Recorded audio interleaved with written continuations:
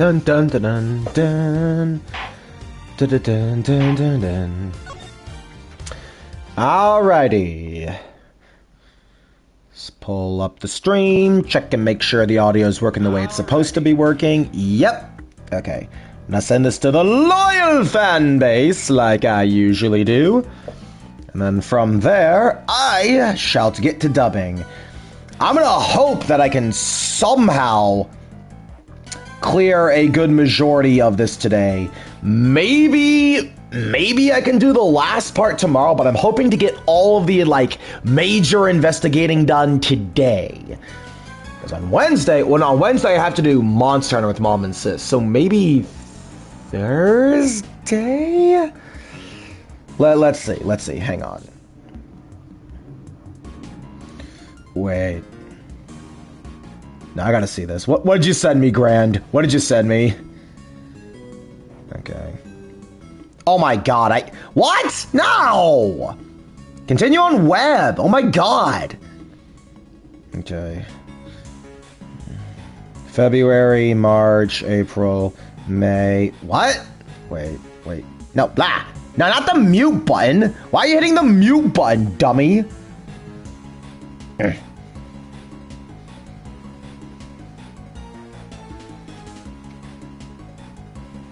Hang on. Oh, fuck it. Whatever. Let's just play the frickin' game. Gonna send this to Peyton while I'm at it, because I may as well. Send this to old Matt, because I may as well. Dude. Send this over to old Astral. Send this over to old Jin. Old Jin! Been a while since I referenced that, because, I'm so excited for Ascendance, man. I am very excited for that to come out. Okay, then where is Ant? There he is. Doot. And then I believe that's all the big names on my fan base. Anyone else can just join in through the link in the Discord. Now I gotta pull up the guide. And remember, yeah, because, dude, this investigation sequence is huge! I'm not even halfway through it. Okay, so we examine by... We start by examining the set of footprints on the left. These footprints stop by the body. I guess that means they belong to Mr. Aldown, right? His feet were pretty big. What's that, about a size 12? According to the file, they were the same size as his shoes. It's a match! Interesting. Next, we go over to the right prints. These footprints go towards the body and then come back. According to the case file, they're thought to be the killers. They're about a size 9. Pretty average, in other words. It seems the police weren't able to track down who the murderer was from them, though. Okay, that's the footprints. Next, we examine Alf's body. Alf Aldown, the man who witnessed the president's kidnapping. But what exactly did he see? I based this part on the recreation of one of the crime scene photos. It seems he suffered a blow to the back of the head. Yeah, from that brick right there. They figured it must have been taken in from the yard. Oh my god, they did the Bloodborne thing where they bludgeon you with a brick. It's a very sad way to go. Turn on my light a little here. There we go. It looks like the blood flowed from the head wound and spread over to the surrounding area. Here, a gift for you! This is Mr. Aldown's autopsy report. It's just what I wanted for Christmas, I guess. I must scour the scene and inspect anything that catches my attention. Okay, now that we're here, let's see.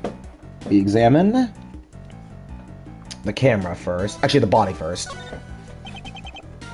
Alf Aldown, freelance journalist. Killed after witnessing the kidnapping of President Wang. Even the recreation, it's pretty gruesome, huh? It's even worse than the actual crime scene photos. That's a lot of blood. It seems to have mostly come from the back of his head. As you can see, the area is completely caked.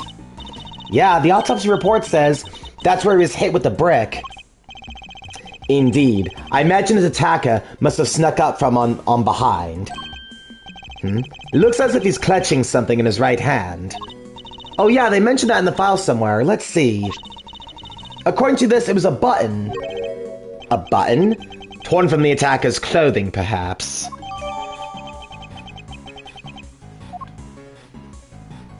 Okay.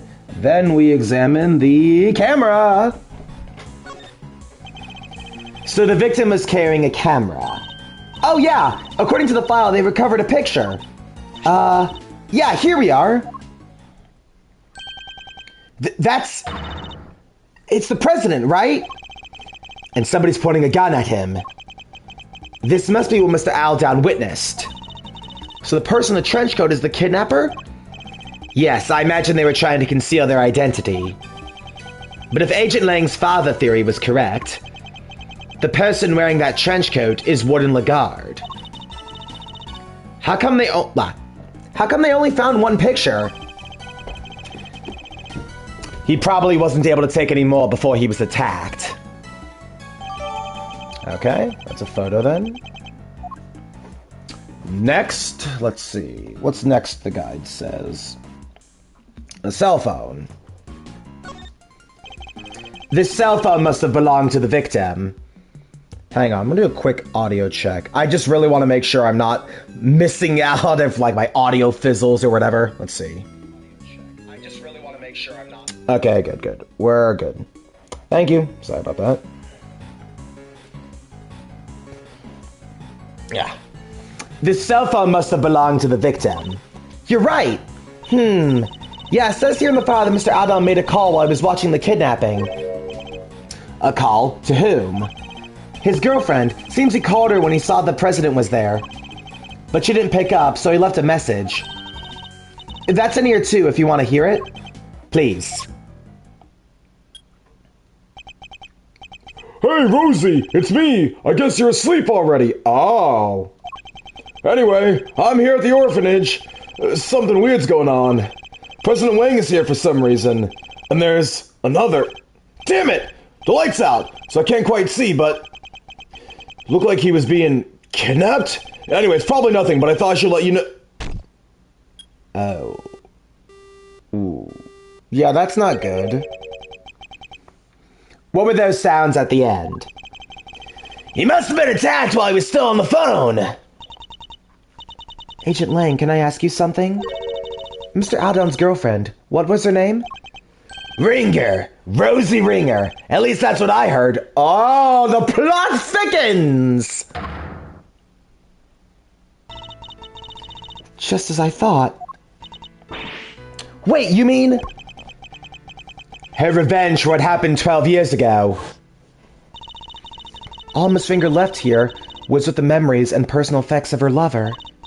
And so, seeking revenge on Chairman Winner, she made her appearance at the auction. So she really was out for revenge on Chairman Winner, wasn't she?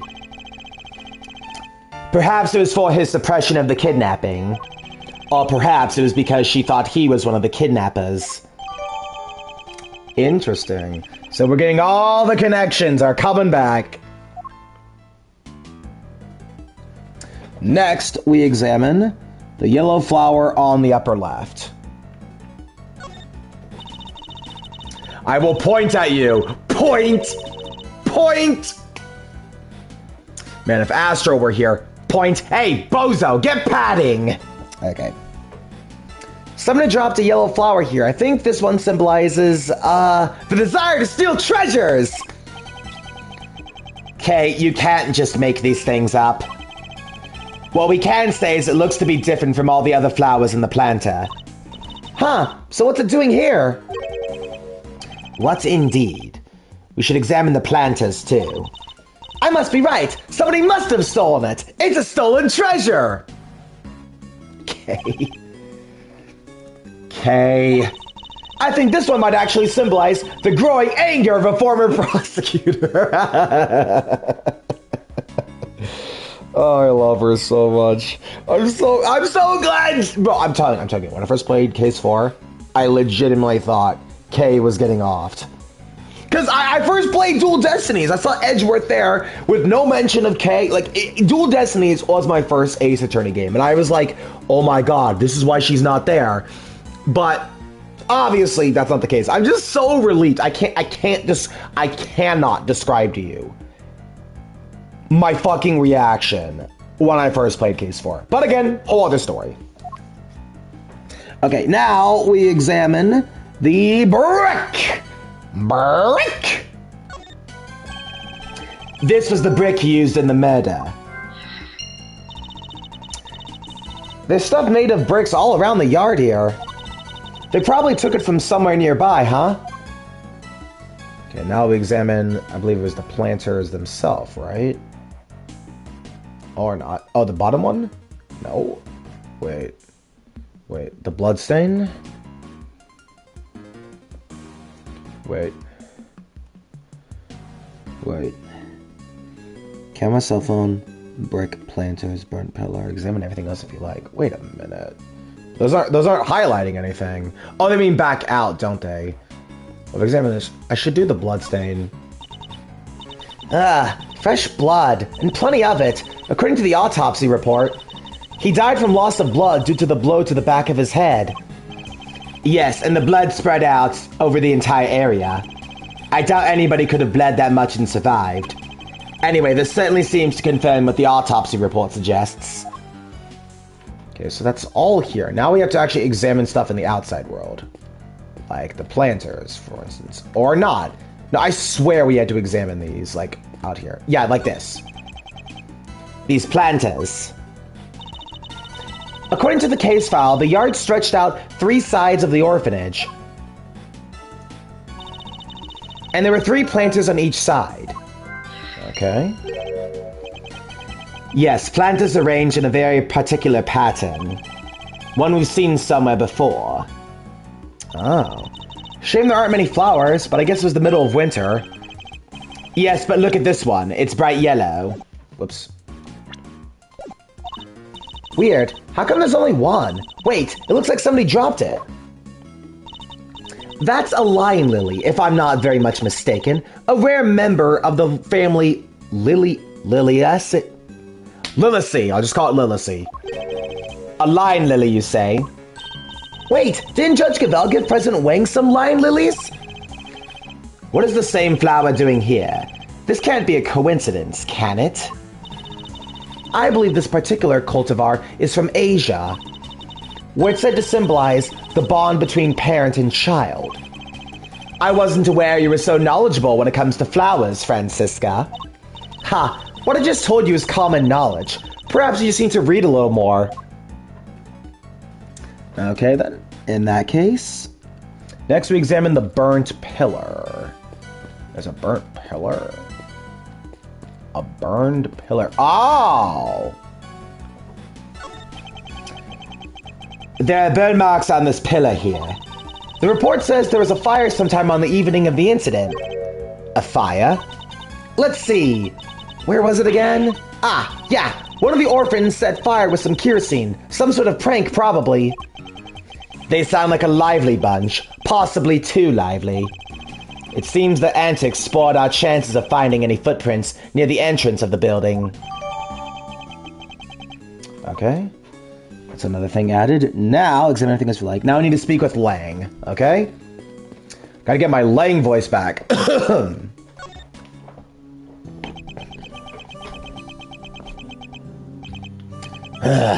3 planters, covered with snow. Is anything the matter, Agent Lang? Yeah, something's not right. I wasn't able to look at the case file until now. Indeed. You have Chairman Winnan to thank for that, it seems. Yeah, but what's weird is, I've seen this scene somewhere before. What? Where? I keep thinking I got it, but then it's gone. He appears to be lost in his efforts to remember. Perhaps I should leave him alone for now. Okay. Looks like we do talk to him, though, according to the guide. President Wang changed after the SS5 incident. I guess he felt his trust had been betrayed. I can understand that. to cut ties with my family completely after how close we'd been for all those years. My father was desperate to make amends, to get just one chance to say he was sorry. But no matter how many times he tried to get an audience with the president, he couldn't. Couldn't even convince them to take a letter to him. One time he came home covered in bruises. Who knows from where? A bodyguard, maybe? Excuse me. Sorry, there's no point in making you sit through stories that won't change anything anyway. I'll be the judge of that. Heh, as warm and fuzzy as ever, I see. Not that I expected any different. That case ruined my father, and my family too. The people who failed to keep the president safe. That's all we were after that. He threw himself heart and soul into that investigation. He became obsessed, in other words. Hardly the best state of mind in which to undertake an inquiry. Wow, you really don't pull your punches, huh? Look, just don't go thinking I'm only doing this because of my dad, okay? That investigation was solid. His work was meticulous, and it was accurate. It always was. He interviewed every single one of the kids, and he made sure they told him everything. I wonder if he learned anything of value. Okay. So after that, it looks like, speaking of everything else, if you like, nah. Logic, planters, 3 footprints.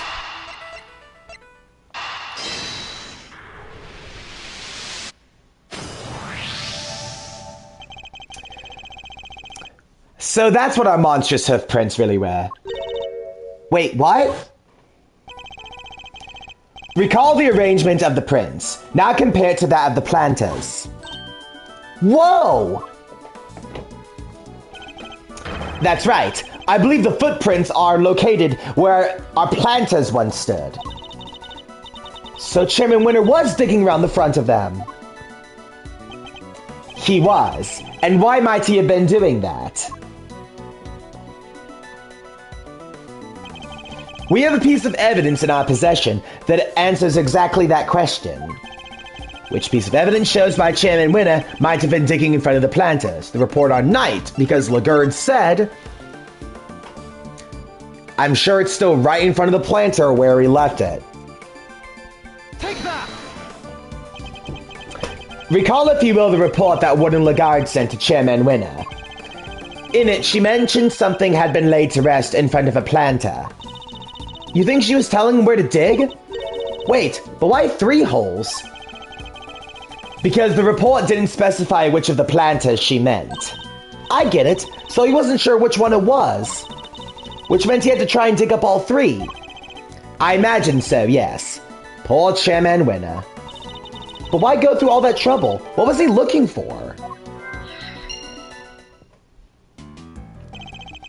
I think that's all about we can learn from the scene for now. Alright, how about I try to show you how things looked earlier on that night? That would be very much appreciated.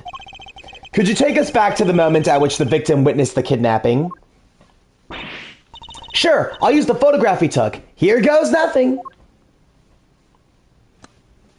Alrighty, next phase. So that first bit wasn't actually that bad. I actually thought that would be longer, if I'm being honest. There's Mr. Al down in the middle of the planters.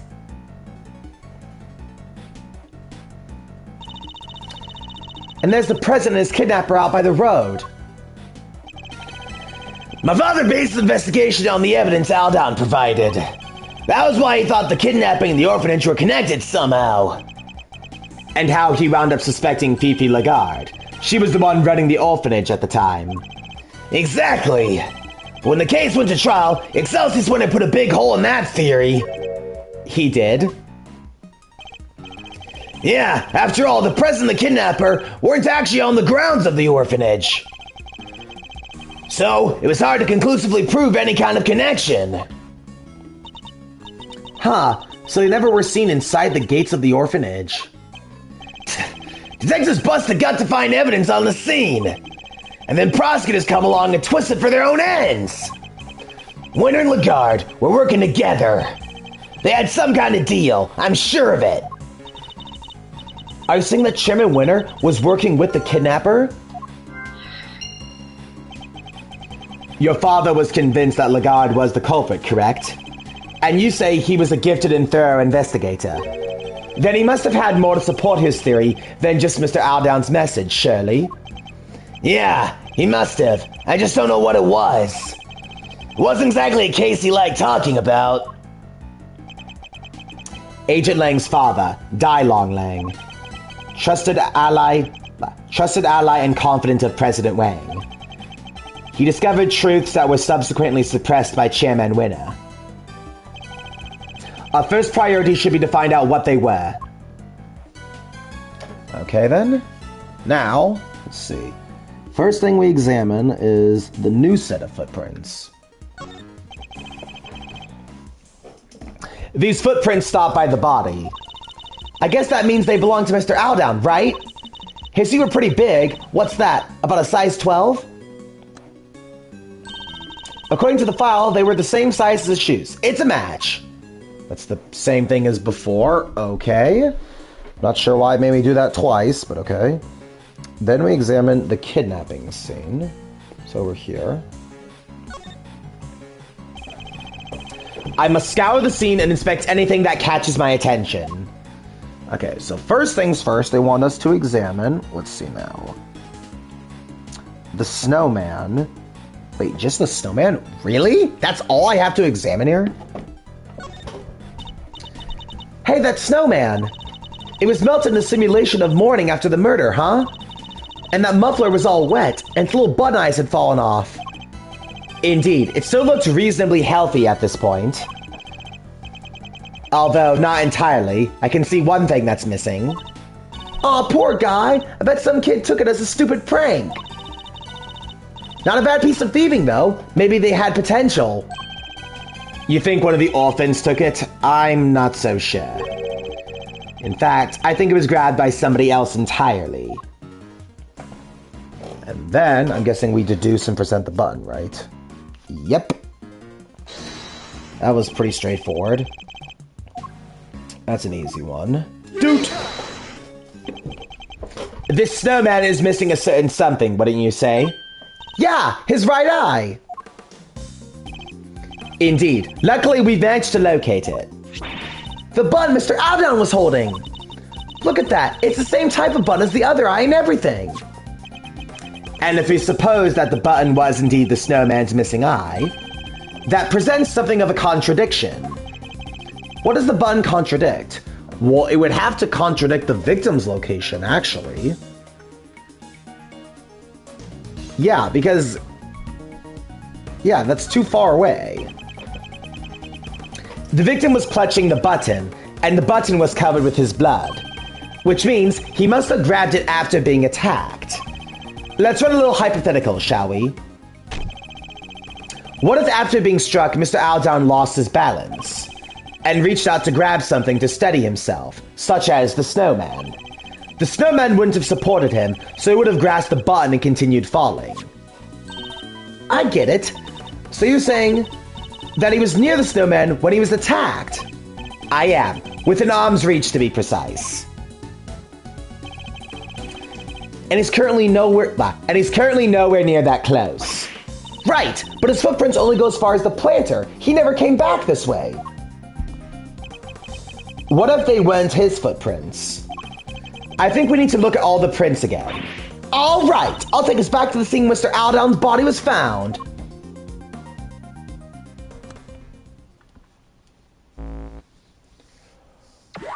Alrighty.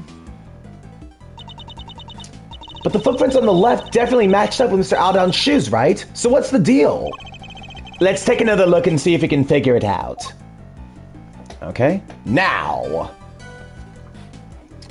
we examine the body again. I must scour the scene and inspect anything that catches my attention. So what do we examine here? We examine the victim's shoes. Wait, that's right. Because in the photo,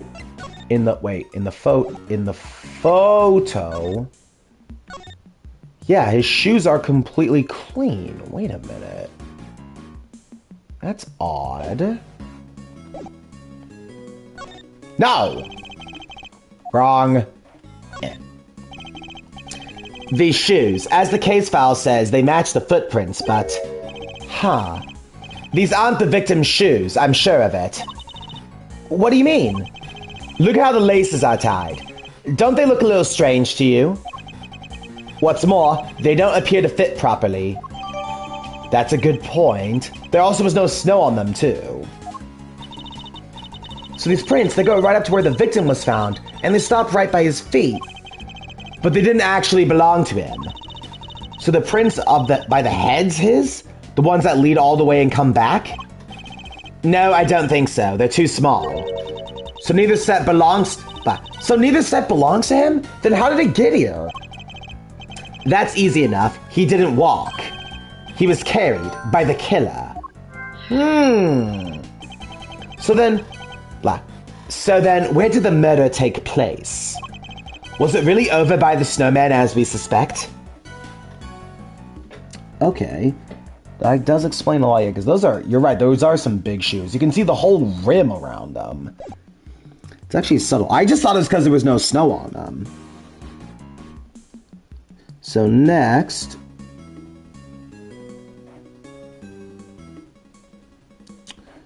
we examine the melted snowman.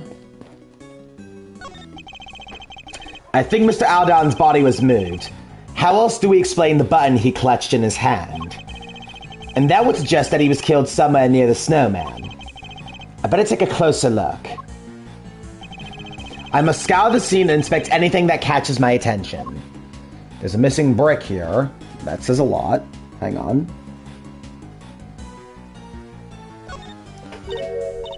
Huh? Look, there's a brick missing here.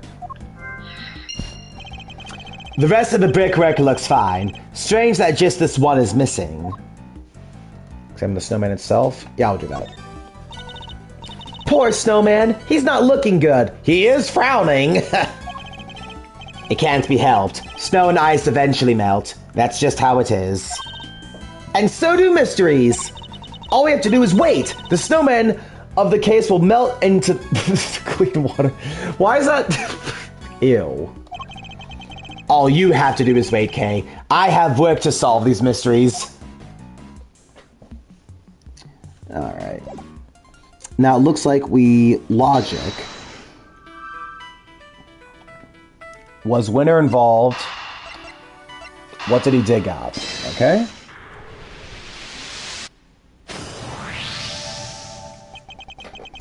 If Chairman Winter was involved in President Wang's abduction, then it seems likely that whatever he dug up yesterday had to do with the kidnapping. Oh, I get it. You do? You bet I do. We're talking about treasure, right? Loot! He must have been digging up the ransom money. The ransom money, $100 million, is an awful lot of cash. Burying it would have been a good way to keep it hidden until the heat died down. It certainly seems like a possibility. Glad you agree.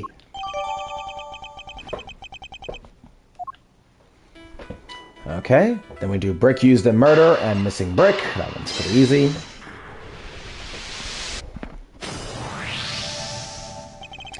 It seems quite likely the missing brick was once used in the murder. It seems quite likely that the missing brick was the one used in the murder, wouldn't you say? Oh yeah, now that you mention it, they're the exact shape and size. Okay. Now, do we logic more? Yes, we do.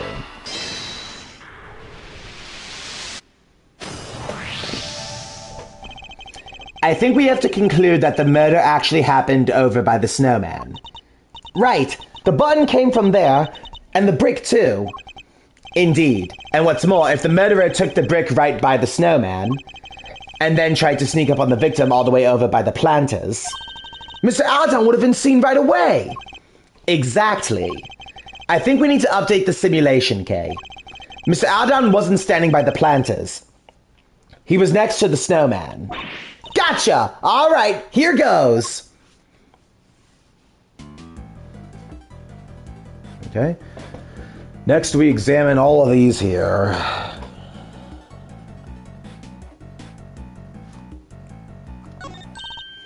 Yeah, no matter how you look at it, this just doesn't work, huh? Indeed, everybody who was present is in exactly the same spot. So, where did we go wrong? One of the pieces of evidence on which we base our simulation must be the source of the problem. What if one of them was fake somehow? But which one was it? Well, his photograph. Yeah. Take that! Can we really be certain that this picture was taken by Mr. Aldown? Huh? What do you mean? We know that whoever killed him moved his body. But why would they have done that? What if they want to make it seem like he saw something he didn't? And then they took the photo to help back up the lie.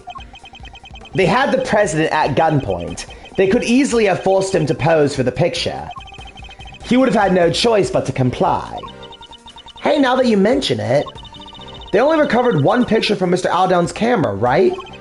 Indeed, I imagine his killer probably removed the film that was already in there, then replaced it with another, thereby ensuring that the only picture found was the one they staged. Yeah, that makes total sense. So this picture was actually taken after Mr. Aldown was killed. No way! The plot thickens. And there you have it. The picture doesn't show what Mr. Aldown saw at all. It seems highly likely it was simply staged to make us believe that was the case. Wait, so where was the president when Mr. Aldown thought he saw him being kidnapped? Luckily, the photograph isn't the only piece of evidence we can use to try and figure that out. Oh yeah, he left that voicemail too. He did. I think we should listen back to it one more time, don't you? This surely is the only place where the president's kidnapper could have been standing. And then we present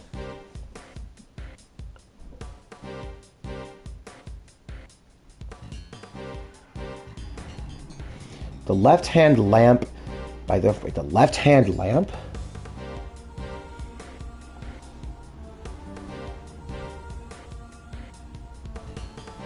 By the orphanage. You mean this here, right? Take that! Recall this statement from Mr. Aldown's voicemail. Damn it, the light's out. 2 of the lights here in the yard are broken. Yeah, he must have been talking about the one over by the building. Alright, could you update the simulation to reflect everything we've learned? Sure. So this makes a little more sense now. And there we have it! The kidnapper really was standing over by the building.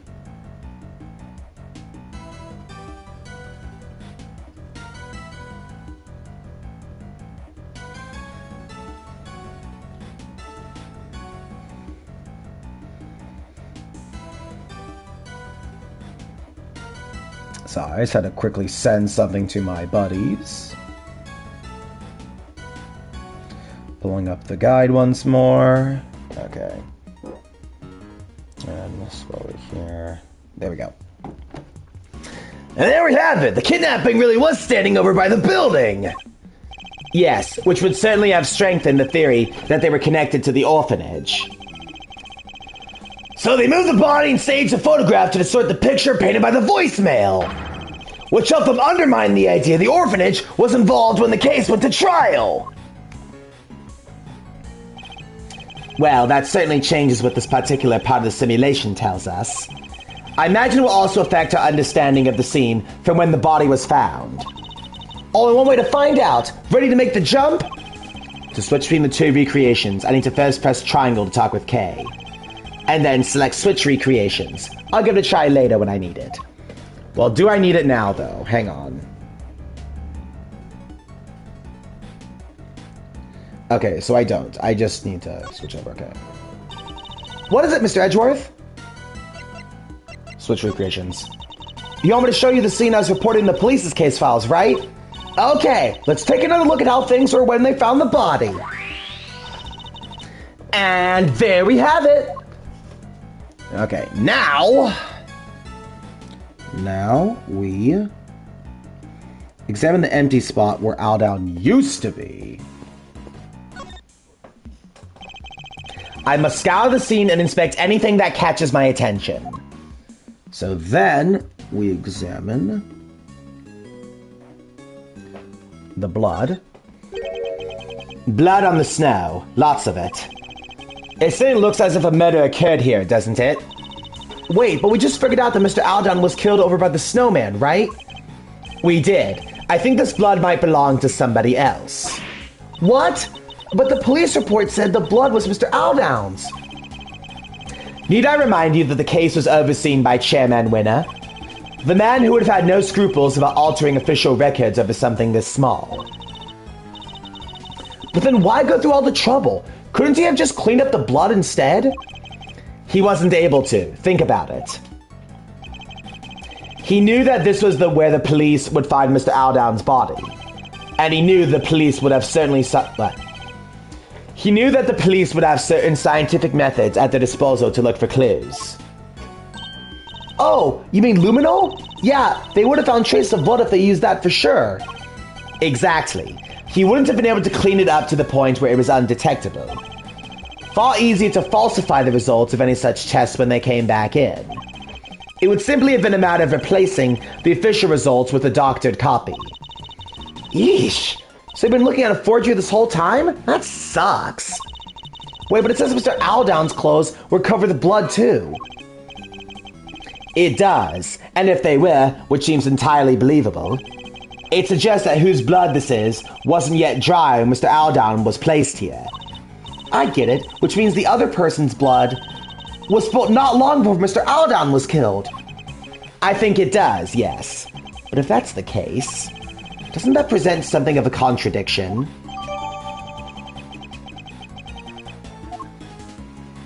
Now we deduce the blood. And then we present the fire. Eureka! There's a clear contradiction here. Huh? In the blood stain? The blood is clearly cut off where the snow was melted by the fire, which means the blood in question was spilt before the fire was started. Huh? But the fire happened before the murder, no? If we choose to believe the case file, yes. But the fire was actually set after what happened here. The kid who lit it might have seen something. Then why isn't there a witness statement? Because that would have challenged Chairman Winner's versions of the events. We need to know more about this fire. You! Yes, Shifu? The fire might have been reported to the police, which means there's gotta be a record of it. Go see if they have anything and bring it back right away. Understood, Shifu. I'll get right on it. One more thing. What is it, Shifu? Contact my family back in Zhengfa. Tell them to search my father's office. There should be something there related to the case. There should. What kind of something exactly? I told you I'd seen this scene somewhere before, didn't I? Well, I remembered where. It was in my father's office. He had a picture of it. Or at least something very much like it. What? It looked like it was drawn by a child. Possibly a child from the orphanage. Possibly even the child who set the fire. It should still be there somewhere. Tell him to send it right away. Yes, Shifu.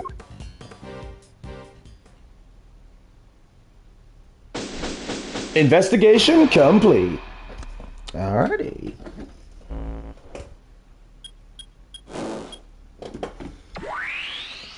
So that investigation sequence was nowhere near as long as I thought it was. I honestly thought it was going to be longer.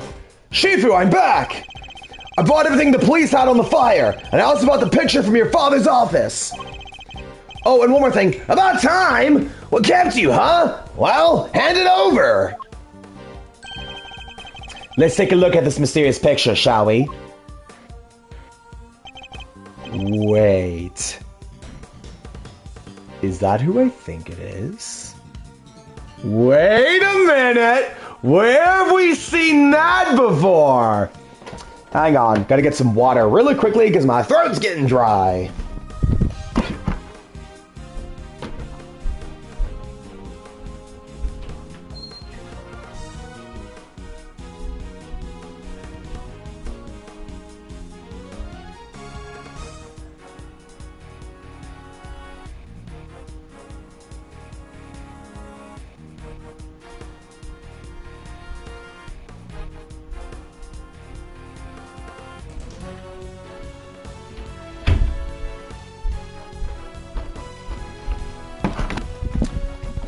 Okay, I'm back.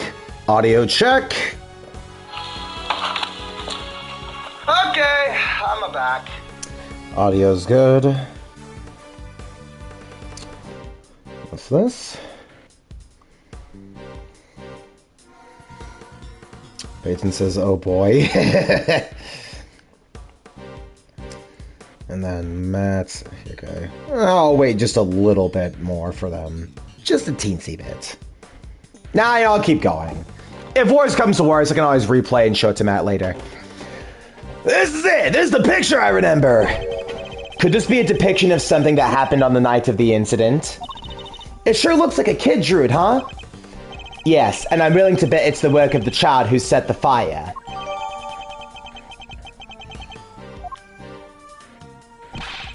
Shifu, there's... What now? Look, you don't have to wait, okay? Well, Mr. Prosecutor... Why do you think my father kept this? I imagine he acquired it at some point during his investigation.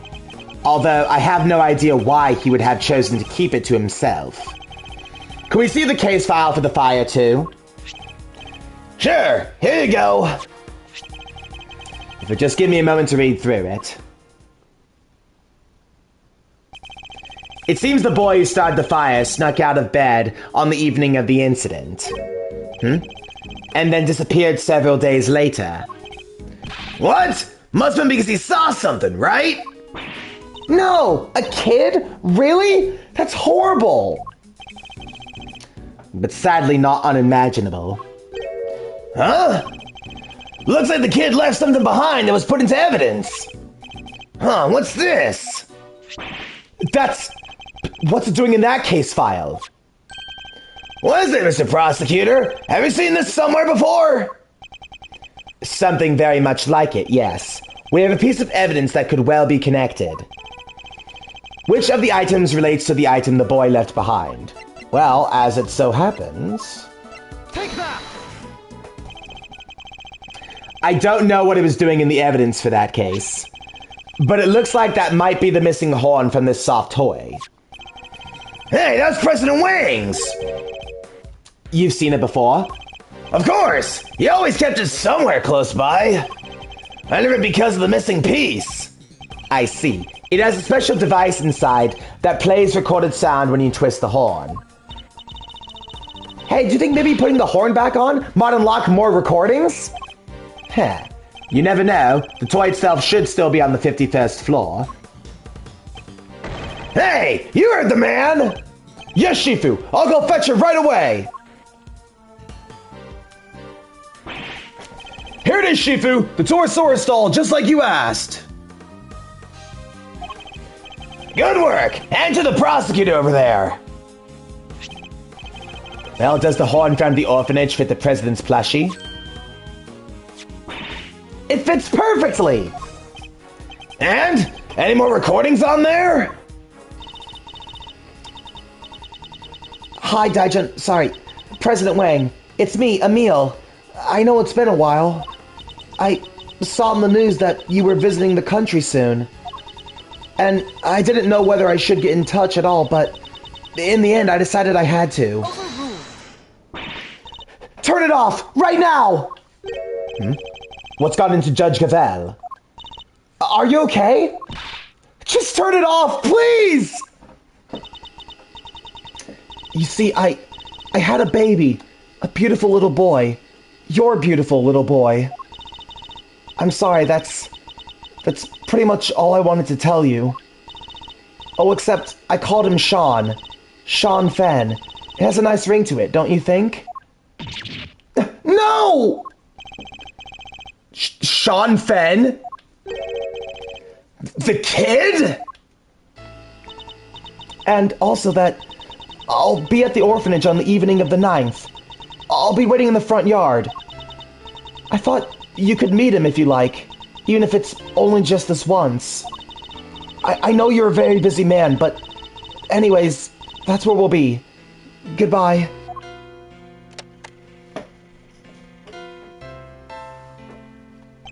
Oh.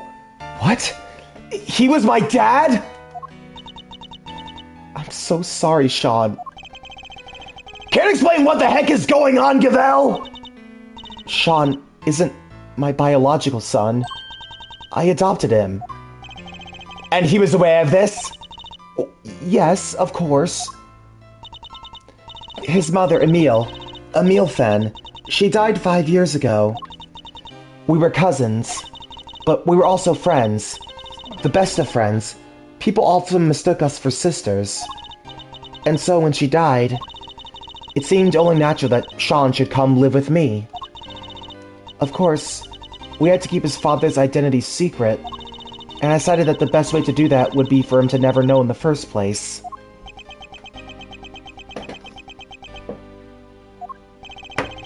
That's quite a lot to learn from a recording. Just 1 second.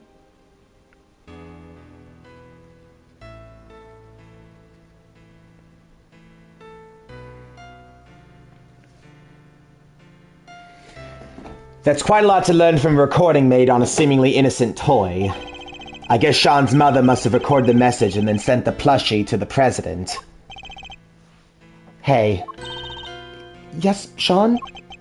You're sure? He was really my dad? Yes, I'm sure. Before you were born, your mother worked for a time as a diplomat in Zhangfa. Makes sense. That line of work may have well brought into contact with the president. What? You told me she worked at the orphanage! She did, but only after she returned, after she quit the diplomatic service. She always loved helping out others. The orphanage was perfect for her.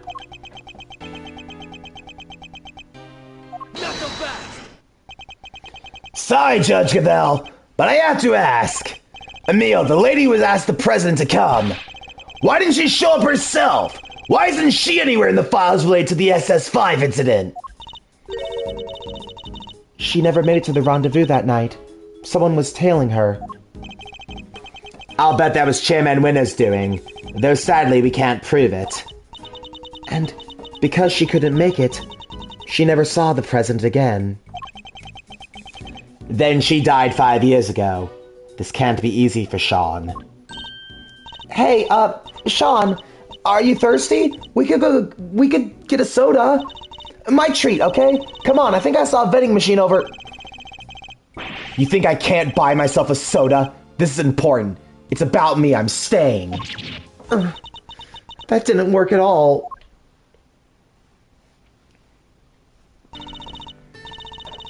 Sean, perhaps now you can guess why I met with the president 2 nights ago. So that's it. That was the big secret. I wanted to tell him face to face that Emile was gone, but also that you were alive and well. More than well. But I... It makes sense now. No wonder Judge Gavel was so keen to avoid sharing the details of their meeting. Yeah, she would have had to share the truth about Sean too. That was why I took the line lilies with me. So there would be no doubt that I knew Emile, and that I knew her well. These flowers bore a special significance for the two of them, you see. President Wang gave Emile a bouquet of line lilies in the early days of their romance. But now, he too is dead. If only he had lived. Sean might have finally been able to get to know him.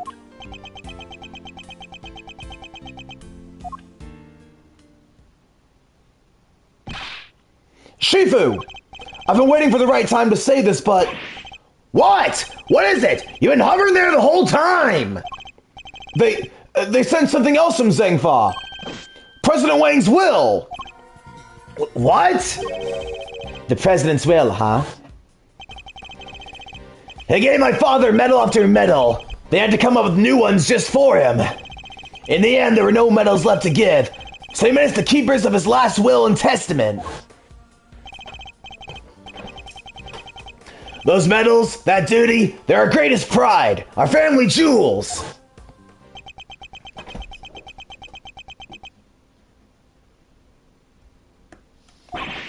What? This is...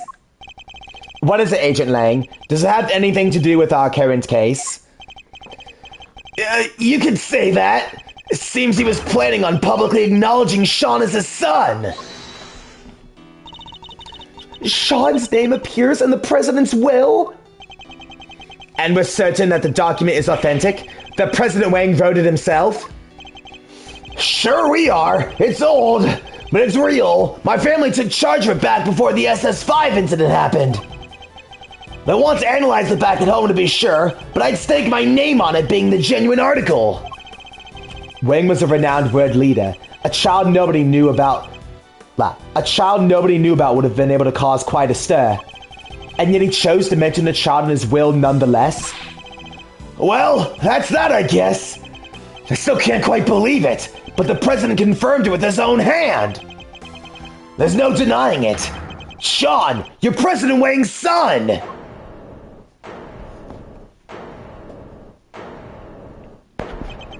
Well, damn. Who would have seen that one coming? Sean! Sean! Uh-oh. Next up, part 4. The last investigation before it is exclusively cross-examinations for Endgame. Alright, here we go.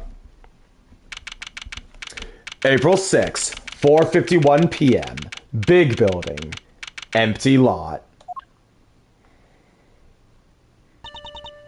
Sean. He was my dad? It can't have been easy learning the truth about his father's identity so unexpectedly. And too late to ever get to know him. You know how hard I tried to find him? Sean. I get it! He was the president. He had a lot more to think about than just me. But he was right there in front of me. Right on the set. So why? Why didn't he just say something? Why didn't he tell me who he was? I'm sorry, Sean. I'm so sorry. It's not your fault, Mom. It's mine. If I hadn't broken my promise to you, that fire would have never happened, and he wouldn't have... I've ruined everything. Everything! It's all my fault! I even ruined your flowers! Sean, please, you mustn't blame yourself. Just try to be here with me. Just for a little while. The bond between parent and child, as symbolized by the lion lily. I'm no expert, but it's native to Zhangfa, so I know that much at least. Sadly, we don't have the luxury of dwelling on such things just now. I know it might seem insensitive, Agent Lang, but sentimentality won't help us here. We need to focus on what we can do about the case before us. Yeah, you're right. I believe we learned all we need to about what happened back then for now. How did it all line up with your father's theories about the case? I wouldn't know. He took those to the grave with him. He never shared his thoughts with anybody. There's no way of knowing what he figured out. What about your own thoughts? Are you feeling any more positive in light of what we learned from Kay's reconstruction? Are we any closer to learning what really happened 12 years ago? You know, I think we might be. My father's footsteps are starting to become clear. Now, all we need to do is follow him. All the way to the truth! The real story of the SS5 incident. The president went to the orphanage that night. That much we know for sure. The Torosaurus toy proves it. He must have gone there to meet with Emil Fenn. Except he was kidnapped and Aldon happened to see it. If Aldon hadn't been there wouldn't have been a murder, just a kidnapping. Instead, they had to move his body to the planters and stage that photo to throw everybody off the scent. So, that's our current theory, is it?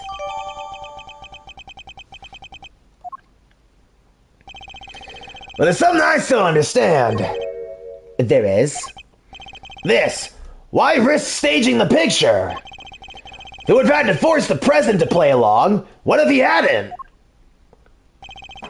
It's a good question. And we may be closer to discovering the answer than we think. We'll just have to get there on one deduction at a time. Yeah, I guess we will. Alright, deduce away.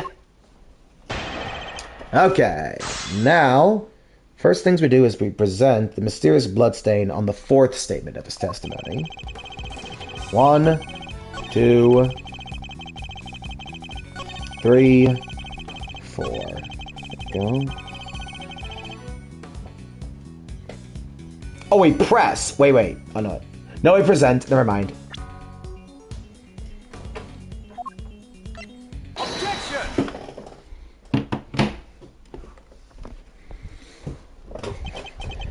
You're saying there would have been no murder if Mr. Aldan hadn't witnessed the kidnapping. But is that really the case? Why wouldn't it be? Their main aim was to abduct the president, right?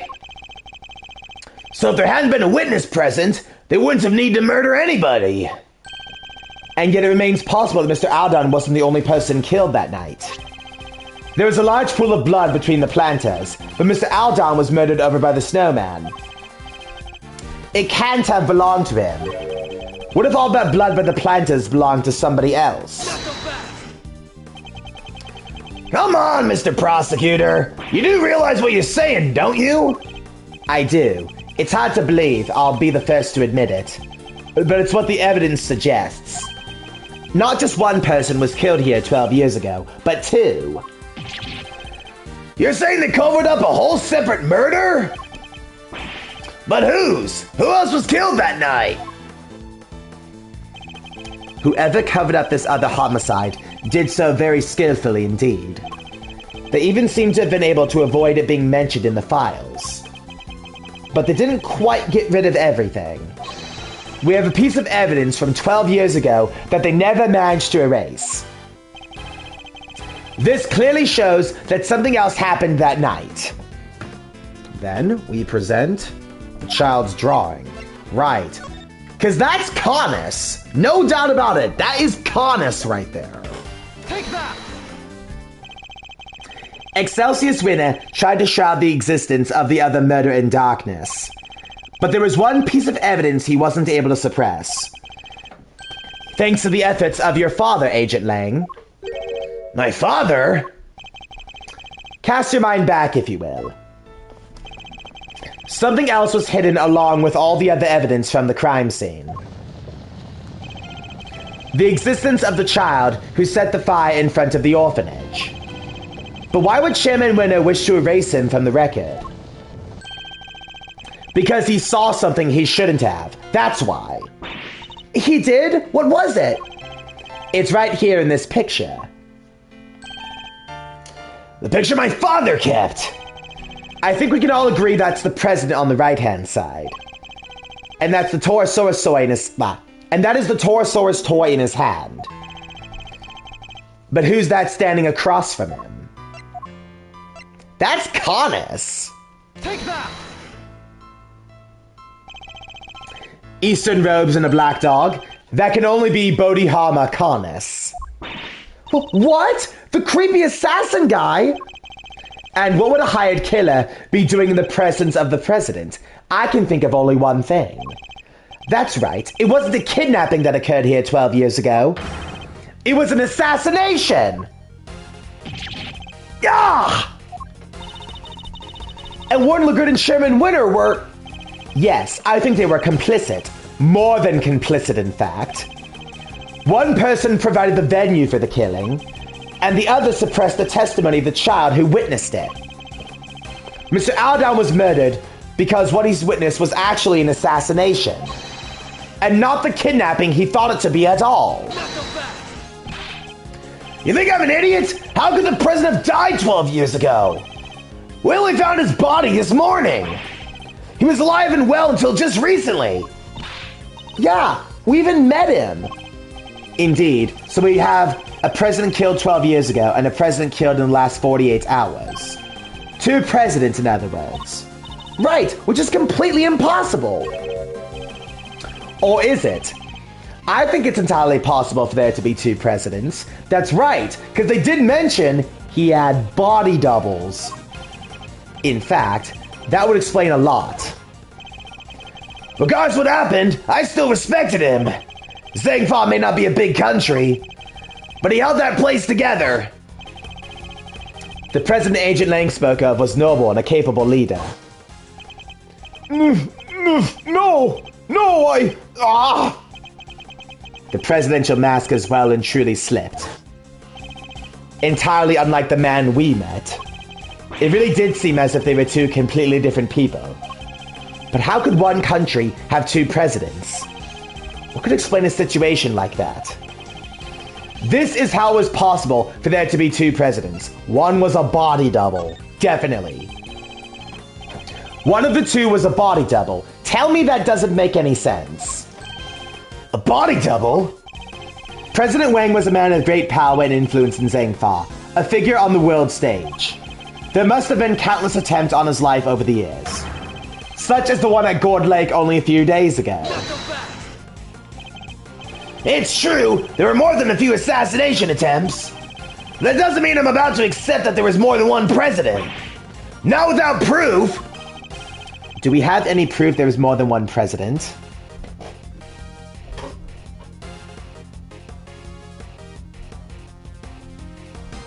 The SS5 case file. Take that! I don't think he's noticed the contradiction staring him in the face. Or is he just unable to accept it? What's the matter, Mr. Prosecutor? You're pretty quiet all of a sudden. In Amelie Fenn's recordings, she asked the president to be at the orphanage at midnight. But it shouldn't have been possible for him to be there at that time. Huh? How come? Because he was supposedly still at the embassy. With your father, Agent Lang. So he had noticed. The only way he could have been in two places at the same time is if there were two of them. Ah! So the real president was the one who died 12 years ago? I think it might have been. But why? And who? Who would hire Connors to murder the president? In order to figure that out, we need to look again at the piece of evidence we recently discovered was a fake. The fake evidence. What was it again?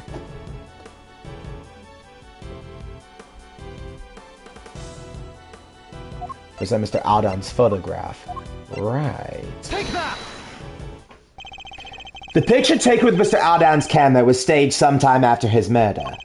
And Mr. Aldan was murdered because he witnessed the president's assassination.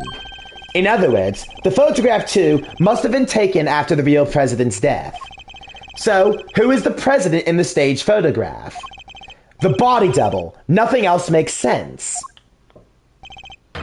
I believe the president's double could have killed him so that he may take his place permanently. And Excelsior Swinner and Fifi Lagarde helped him do it. Wait! You don't even have a body to support your theory! Are you telling me it magically disappeared? No, in fact, we know exactly where it wound up. The president's body was here the whole time. Take that! Chairman Winter dug something up last night. Something he couldn't trust anybody else to retrieve.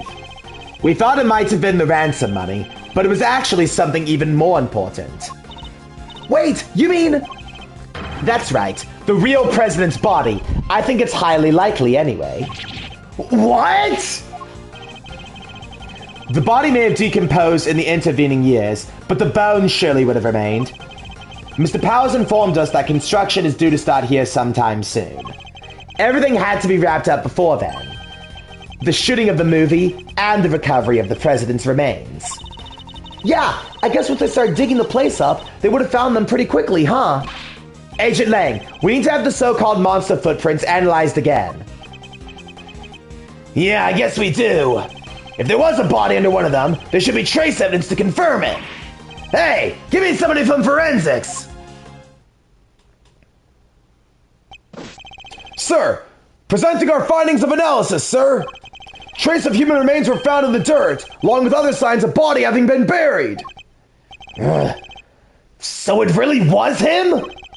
Bones were also recovered from the home of Excelsius Winner. The physique looks to be about right, and dental medical records are a match. It's him, no doubt about it. So, as suspected, the real President Wang was killed 12 years ago. And the SS5 kidnapping was in fact a homicide. These bastards! They covered this up for over 12 years! Wow, so it really was a murder, huh? This case has taken so many twists and turns, I'm starting to lose track. Yes, perhaps we should summarize our findings, just to confirm that we really understand everything correctly. Good idea. Let's go everything from the point where the president arrived at the orphanage. Hang on, gonna get some water because my throat's dry.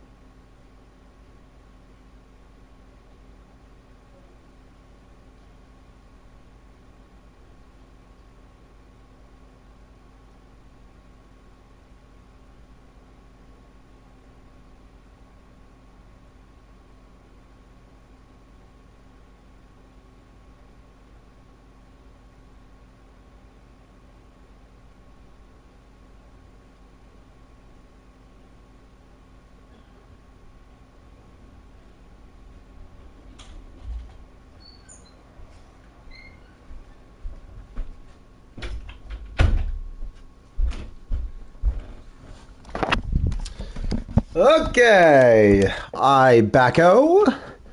Let's see, audio still good? Okay. Hang on. Doot. I was gonna check the chat. The chat didn't glitch again, did it? Okay, no, it's fine. Okay, just had to be sure.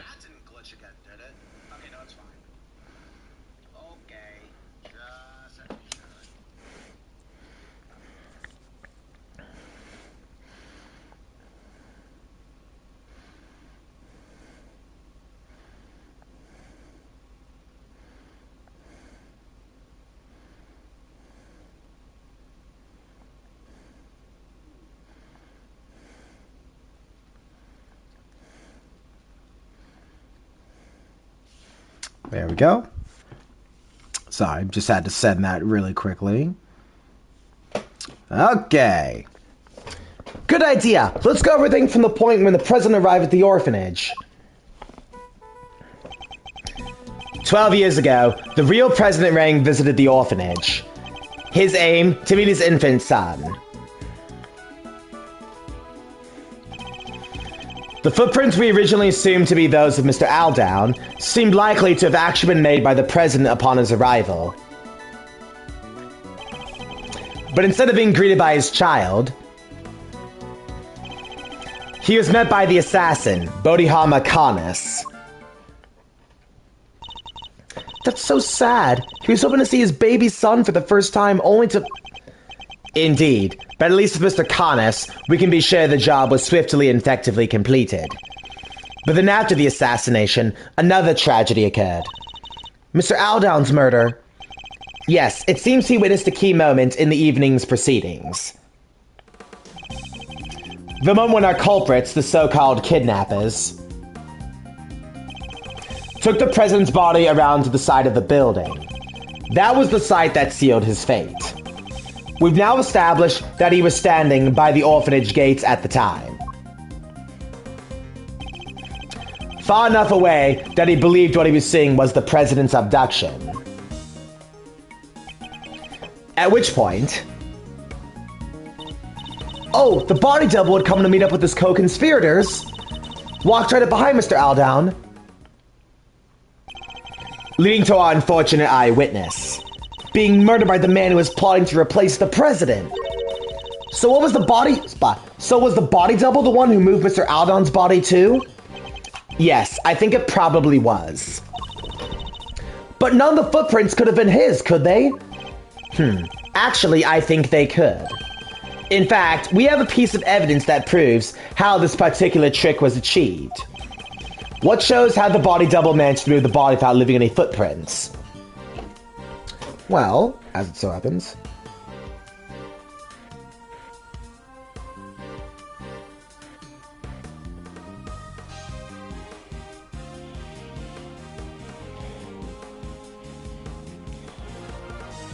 you want to join just because we're close to end. Anyways, okay. Then we present this here, that's right. Because they dug it up and the snow would just fall on top. Take that! Oh wait, whoops.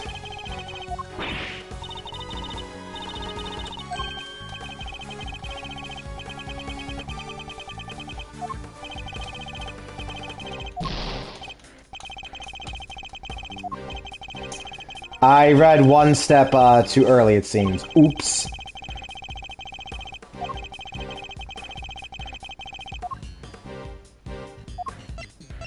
Take that! There. Would the president's body double move Mr. Aldown's body like this? After killing Mr. Aldown, he could have carried him to the other side of the entrance. Given that his job was to look just like the president, he would have been wearing the same shoes. Meaning that if he stepped exactly in the footprints left by the real president... Of course, his would have been the same shape and size. It would have looked like a single set of footprints. So that's how it all went down. I'm so glad we finally figured it out. Wait, but there's one thing I still don't get. There is? What? Why do they need to pretend there was a kidnapping? Mr. Aldown had seen the president at the orphanage and left a message on Miss Ringer's phone describing what he thought he saw. It would have been impossible for the conspirators to erase that message. So they had to make it look like as if the events described in the message were true, by staging a kidnapping like the one he thought he saw. Exactly. I think the two people in the photograph are likely to be the body double and Fifi Lagarde. She's the one in the trench coat? How can you be so sure of that? The two of them would have had to walk out beyond the orphanage gates to stage the photo. The body double could have put his feet in the real president's prints as he did before. Oh, so the other set of footprints were hers. The ones we originally thought belonged to the killer, yes. They were about size 9, too small for Chairman Winner in other words. Which means the kidnapper must have been played by Warden Lagarde. And that explains how a so-called kidnapping was actually a presidential assassination. It does, which means my father must have... He must have noticed. There's no way he wouldn't have suspected a murder. Especially not with the kid's picture as proof. But the picture was never officially put into evidence, correct? No, he appears to have kept hold of it after taking the witness's statement of a child who drew it. Yeah, because he knew. He knew President Wang was dead. He knew what would happen if the news ever got out. Zhang would have been plunged into chaos, no doubt.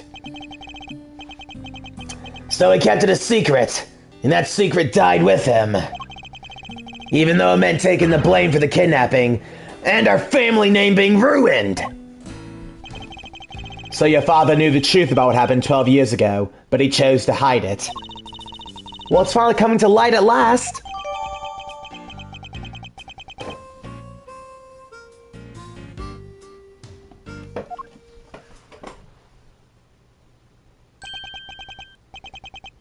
Oh, now I have to voice... Oh, boy.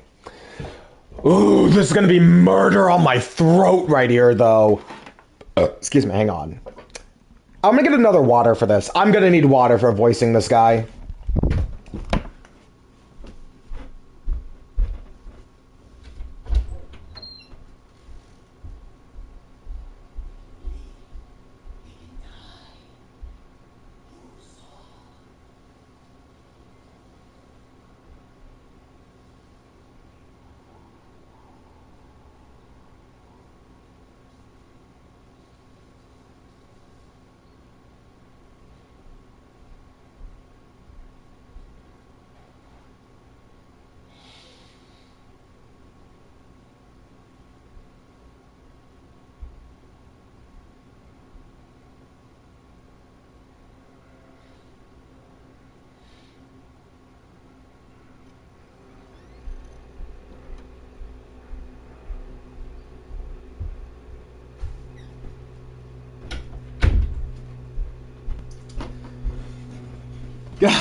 Look, as great as this voice is for him, it hurts so much to do. I'm gonna have to do it for like a full section of this. Okay, let me re-get the wait. Let me get the voice clip real quickly so I can like practice it. It's been since case 2 since I have done this voice. Okay, so hang on. Video there. I scroll down to here. It's this one right here. Okay, hang on.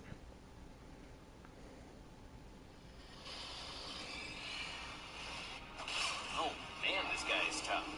I should probably come back later once I've upgraded my... Thou art a foul, cowardly, maidenless knave. You saw as I did. Thou art a foul, cowardly, maidenless knave. You saw as I did. It is indeed. Blah. Wait, is my video frozen? Uh-oh. There we go. It is indeed intriguing. Huh? What? Who's there? That sound, is that a bell?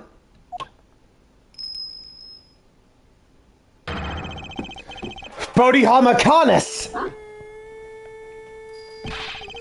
What the heck are you doing here? Oh god, doing these 2 back-to-back is gonna kill me, dude.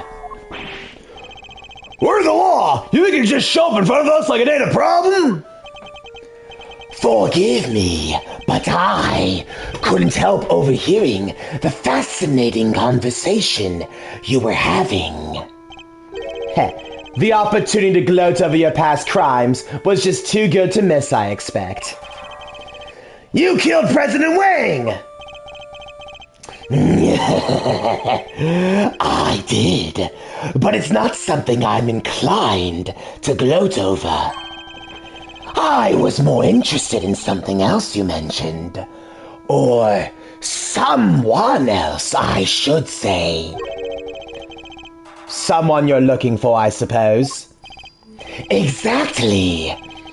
That's why I took a little sojourn from the penitentiary to find a certain young pup. A young pup in a rather eye-catching red raincoat. What? Wait, you know who they are? In a manner of speaking, what did you call them again? A secret mastermind? It's your friend in the red raincoat, of course. Red raincoat? The prosecutor looks a little surprised, doesn't he, Helmet? Yes, he does. The young pup I mentioned. He saved my life. 12 long years ago.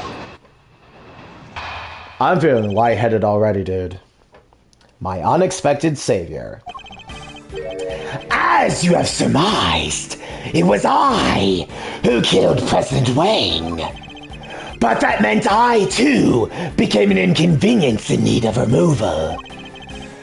The imposter president, Winner, Lagarde, all three were keen to guarantee my silence. And if I hadn't met my friend, the young pup again, they might even have succeeded. I wonder what he's doing now. Oh god, this voice. How did I do this guy's voice for so long in Case 2? Jeez. So, it was the president's body double who hired you? I remember his words almost as if it were yesterday.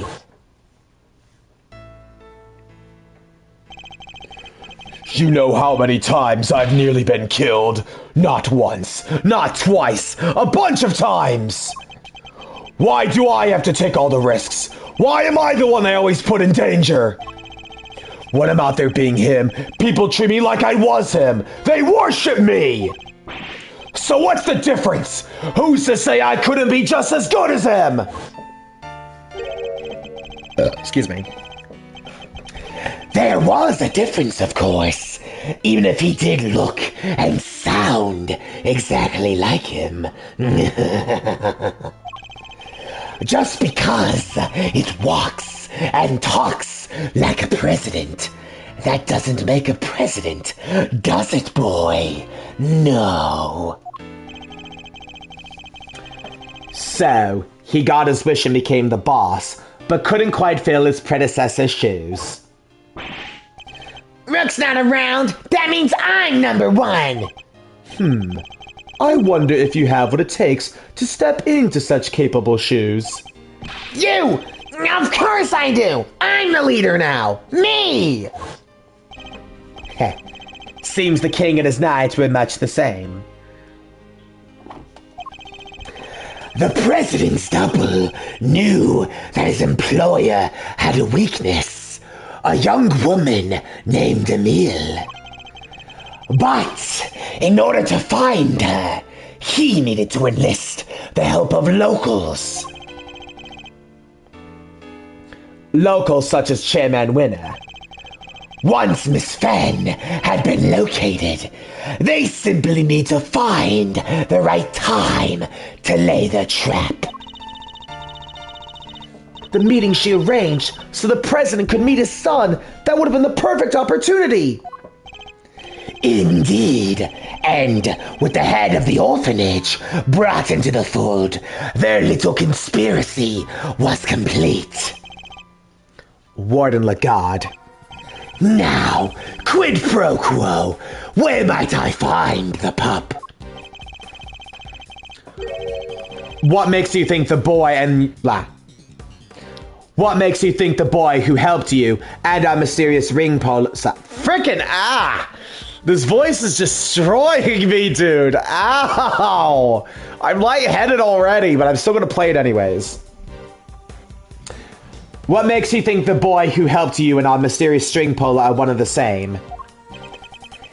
He set a little fire that night, out there in the yard of the orphanage. Oh yeah, we saw that. It was some kind of a prank, right? A prank? It was nothing of the sort, my dear. No, as I understand it, he had taken refuge in the igloo by the entrance. From there, he happened to see Winner and the guard carrying away a dead body. He also overheard them hatching a certain sordid little plot. A plot to remove me, the only other person who knew what had really happened, from the picture. Thankfully, he was kind enough to come and inform me. I was waiting inside the building, you see. He also happened to mention later on that he was wearing his favorite red raincoat. In any case, he escorted me from the premises. And, being a very considerate boy, thought to erase both our footprints from the scene of the crime. It seemed he had a little kerosene set aside inside the igloo for just such an occasion. So he spread a livery about the place and set himself a little fire. No way! So that's what the fire was for! It must have been ever so beautiful. Wynn and Lagarde were positively enchanted. And while they were distracted by the show, he took the opportunity to usher me out of a side entrance. You never answered my question. You really think he's the one behind all of this? I do indeed. Don't I, Helmet? Yes, I do.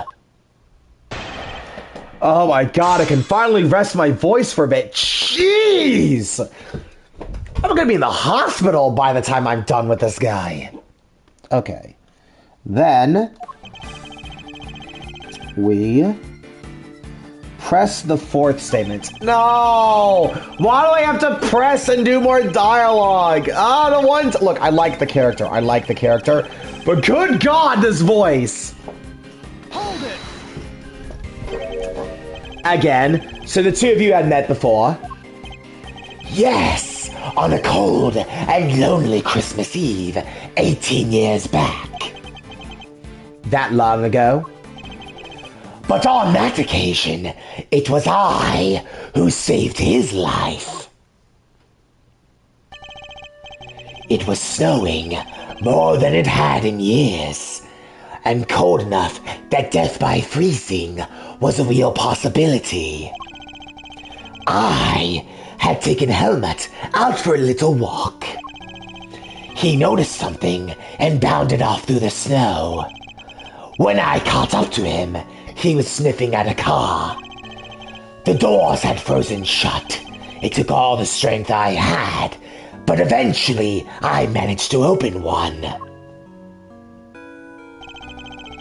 Oh. And inside, I found two young boys shivering and semi-conscious. Two? Yes, and And if I had found them an hour later, the poor wretches would have never made it. I took them both to a nearby orphanage. Is it just me, or is there something significant about that story he just told us? There is. There most definitely is.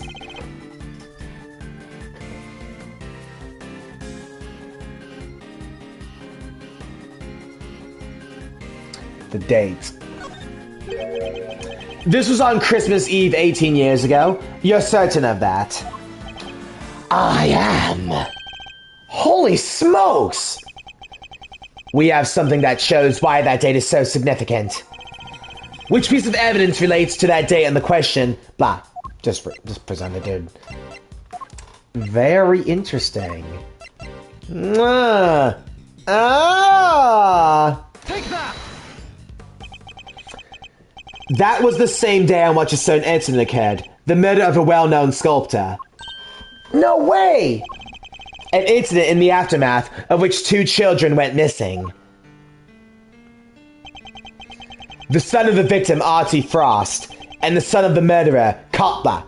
Sorry, this voice is messed up my freaking brain, man. The son of the victim, Artie Frost, and the son of the murderer, Carmelo Gusto. Yeah, now that you mentioned, the little guys did go AWOL, huh? Intriguing. The son of a murderer and the son of his victim. I suppose that would make sense. It would. One of the boys was bound hand and foot, you see. That must have been part of Mr. Frost's plan to stop Mr. Gusto's son from getting to the competition. Indeed, because without his son to taste his creations, Mr. Gusto would have had no chance of winning. So that was what was behind it all. Sadly, neither of the boys were able to remember such details. They went? No. When we met each other again on that night 12 years ago, the young pup explained it to me. It seems they really were on the brink of death when I found them. And the shock of the experience caused them both to lose their memories. They weren't even able to remember their names. Wow, so they wouldn't have known who the... Wow, so they wouldn't have known they were Mr. Frost and Mr. Gusto's kids? If what he's telling us is the truth, that would seem likely, yes. Which means we still don't have enough to tell us who our mastermind might be. Mr. Carnus, would you mind telling us what happened next? By all means. Oh, no! No! More voice acting! Water. I need water. Dude, I fucking need water.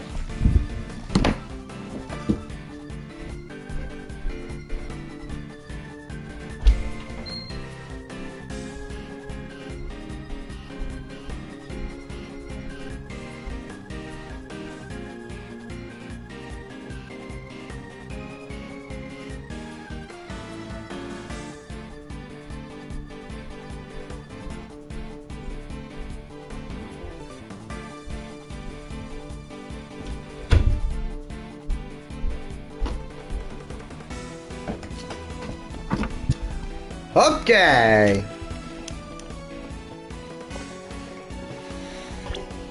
The pup and I.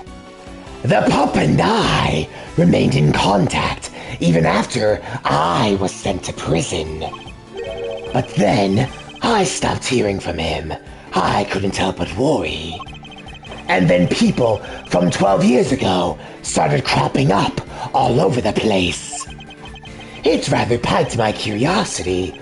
So I thought I'd temporarily regain my freedom and look into things. People from 12 years ago. Do you mean Lagarde Winner and the president, I assume?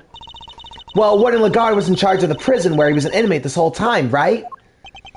I fear I wasn't as kind to her as I could have been.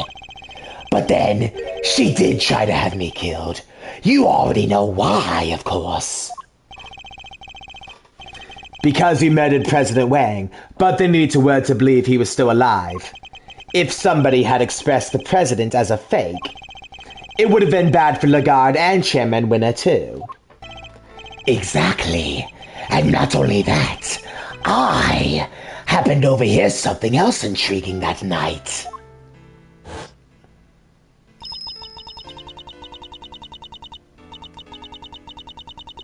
I'll be at the orphanage on the evening of the 9th. I'll be waiting in the front yard. I thought you could meet him if you'd like, even if it's only just this once.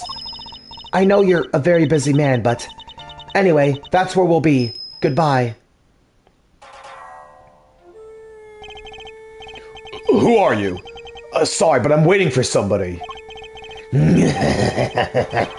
I know you are, President Wang. I couldn't help overhearing the news. Congratulations. But please, don't worry about your son. I only kill those I'm employed to kill, which in this case means you. No. Wait. This is my first chance to meet him. And it might be my only chance. Please, just give me a few minutes longer. I thought he was going to beg for his life. But no. An interesting character. I told him I was not aware that he had a child. No, he said, and shook his head. Neither was I. But the world will know that I have one now. I mean to make sure of it. I've even prepared something in case worse comes to worse. And the son in question, it was the young gentleman with the horns here, correct? Horns? You can see them? Excuse me. I don't need to, my dear. I've been listening very carefully, you see. And for longer than you may realize. So the president meant to tell the world about Sean and prepared something in case of the worst. But that's not enough for Connors to have... But it's not enough simply to have Connors' word on the matter. Of course. We have something that proves what he's telling us the president said is true. The will! A will everybody knew about. He entrusted to my family to show us his belief in us, after all. The name in the recording. The preparations he had made in his will. With those 3 pieces of information, I was able to convince Wood and Lagarde to do anything I asked. With the information at his disposal, he could have exposed the truth at the body... He could have exposed the truth about the body double at any time. And Sean's true identity with it. President Wang was more agile than I anticipated. He blocked my first knife thrust with something soft. By the time the piece had broken off and hit the snow, my next strike had hit its mark. So it was Connors who tore the horn off the Torosaurus doll. I was the only one present to hear his final words. The only one who knew the truth about his son. Well, me and that poor pup. Finally, please tell me I don't need to press any statements.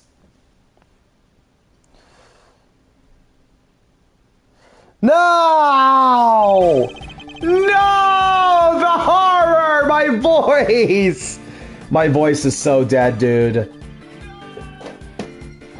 Hold it!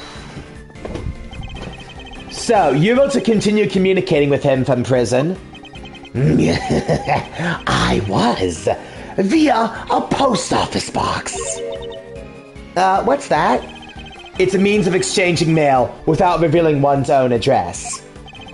I never knew where he was, and I wasn't able to slip out and track him down. I was being kept under rather strict supervision, you see. By Wood and Lagarde, no doubt. What were the two of you even communicating about? We were playing correspondence chess, of course. That, and griping about our respective lots in life. Correspondence chess? But didn't you use that to play with?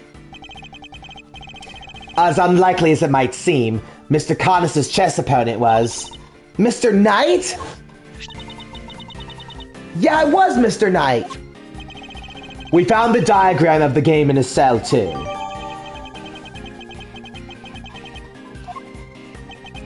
So does that mean Knight had something to do with all the IS-7 business? Wait, could that be it? Do we have any evidence that might connect Knight to the IS-7 incident? We do! Here's the first bombshell to be dropped.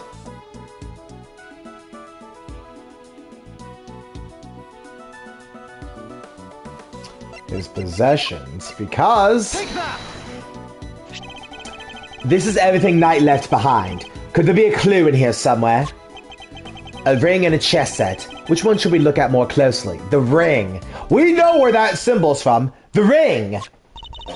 What about it, Mr. Edgeworth? Mr. Fender, take a closer look at it if you would. That design. That's Paul Halik's trademark. Mark. Indeed. It looks like somebody turned the stamp he used to sign his work with into a ring. But why would Knight have been carrying it? And why was it not with the rest of the evidence from the IS-7 incident? They tried to release Frost's personal effects to his next of kin after the case wound down. But if I remember rightly, well, Frosty Boy didn't have any family aside from his kid. And the kid was missing, so they never got to hand it back to him. Not till later, anyhow. I heard on the grapevine they found him in the end and gave him the goods. Including the seal, it would seem. Which he turned into a ring and won to his own death. So Knight was Mr. Frost's son. So we're saying Mr. Knight was Mr. Frost's son? The cops don't mess around with stuff like that. They would have made sure before handing it over. And we're looking for somebody connected to the IS-7 incident who played correspondence chess, right? Wait, our secret string puller is Bronco Knight? Knight is dead. How could he possibly be involved in our current case? Far out. So our only candidate for genius mastermind is the guy who already kicked the bucket? That's impossible. How can a dead guy be behind all this? It is a little perplexing, but then who else could it be? Okay, so that's one piece of the puzzle down. Next, we present it on the newly added fifth statement. Oh boy, here we go. This is the big bombshell drop right here.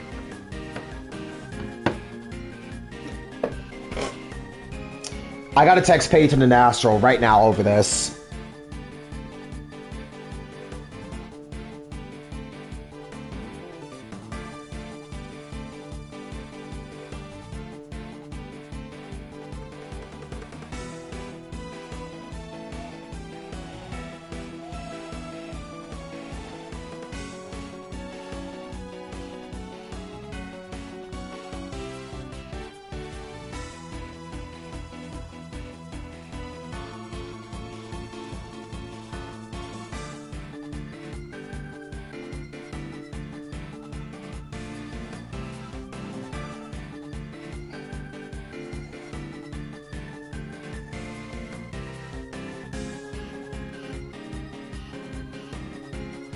Sending.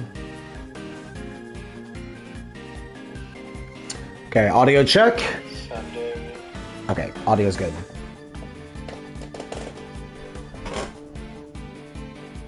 Now,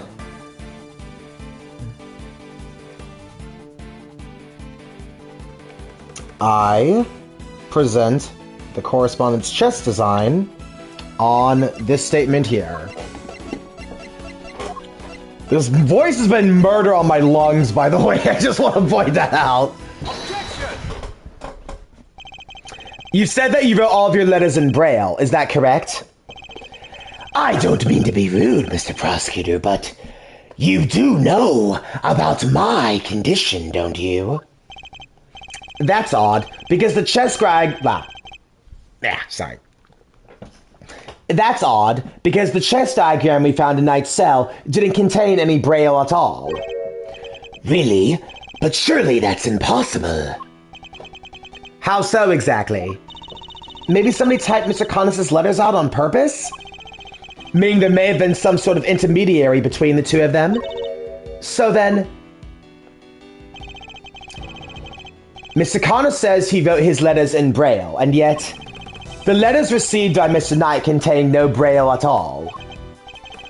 This suggests there must be a third party who typed Mr. Connis's letters out. Guess it could have worked the same way on the flip side too, right? Whoever it was could have taken Knight's letters and turned them back into Braille. They could indeed.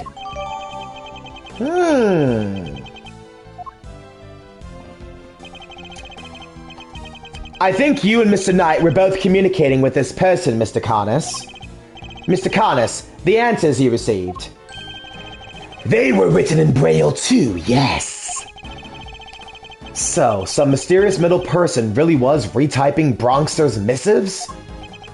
And that same person might well be our secret string puller. Wait, you're trying to say there's another hidden mastermind behind this whole thing? So who's the new one? Bronco Knight, son of Artie Frost, is already dead. But what if the other child from the incident 18 years ago was actually who we've been looking for? Carmelo Gusto's son? But who is he? And where is he? If Knight was Frost's son, Gusto's son would have to be... I've known him since we were kids, when both of us were all alone. He doesn't have any family, you see, just like me. Him? But surely not. What's the matter, Mr. Edgeworth? You're white as a sheet. Of course, it all makes sense. I know exactly who our so-called mastermind is. What? Who? You have to tell us. I can hardly believe it, but it's somebody we know rather well. The person we've been looking for is...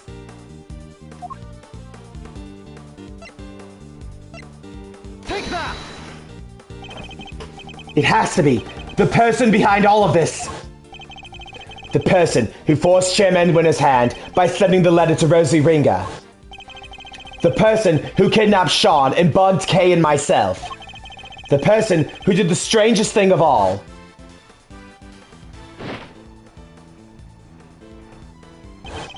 Who drugged Kay and carried her up to the roof on the big building.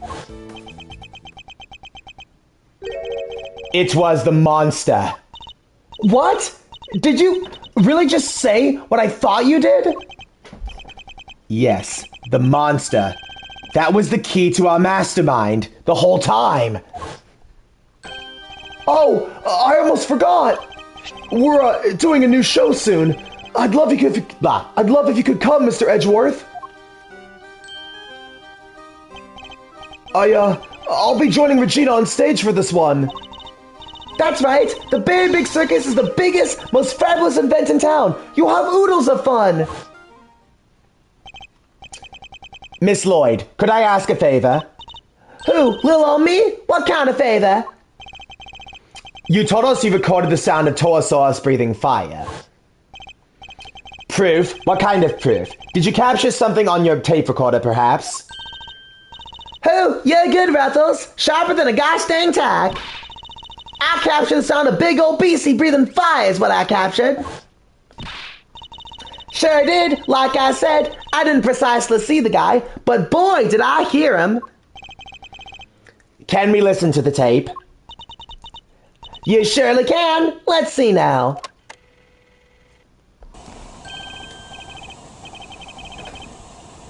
That's it. That sound. It must be what I think it is. My theory has to be correct. The truth about the monster, the identity of the person behind all of this. It's all falling into place. Miss Hart, you saw a giant's eye at the window of the storeroom, did you not? Yup, snap me a picture of it too, even if you can't rightly see so well. We can't see right now, but... Detective Gumshoe. Yes, sir! Your image analyzer, could we borrow it again? Sure, but what do you want to look at, sir? This photograph right here. Gotcha! I'm on it! The clue we're looking for must be here. We just have to find it. Oh! That's... See? I done told y'all. Torosaurus' own dang self. Heh. Yes, there it is at last. The monster commanded by the architect of the whole scheme.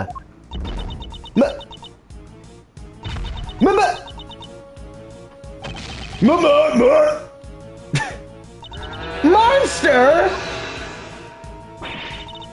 You're finally ready to admit it? That he's dang well real? The big bad bull himself?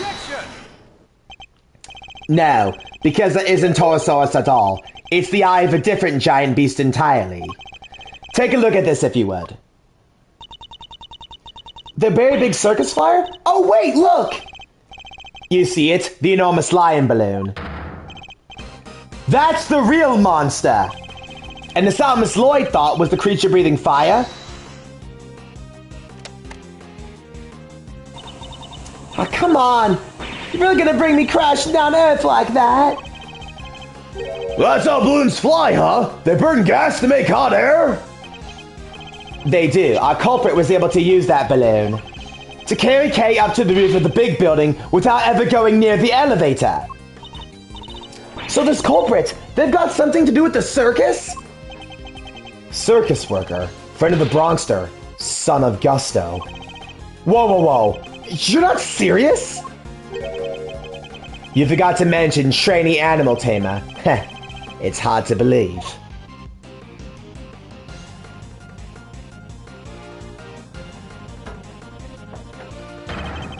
But he's the one who's been pulling the strings this whole time. That's right, Simeon Saint is the one behind all of this. Simeon? But everything... Really? I don't believe you. We trusted him, and he trusted us. You can't tell me that was all lies. That would be too horrible. I'm sorry, Kay. Who was that? Hey, where do you think you're going, old man? Nothing escapes you, does it, young pup? My congratulations, Mr. Edgeworth. But now that I know the truth, my business here is done. What? No! Mr. Connors, wait!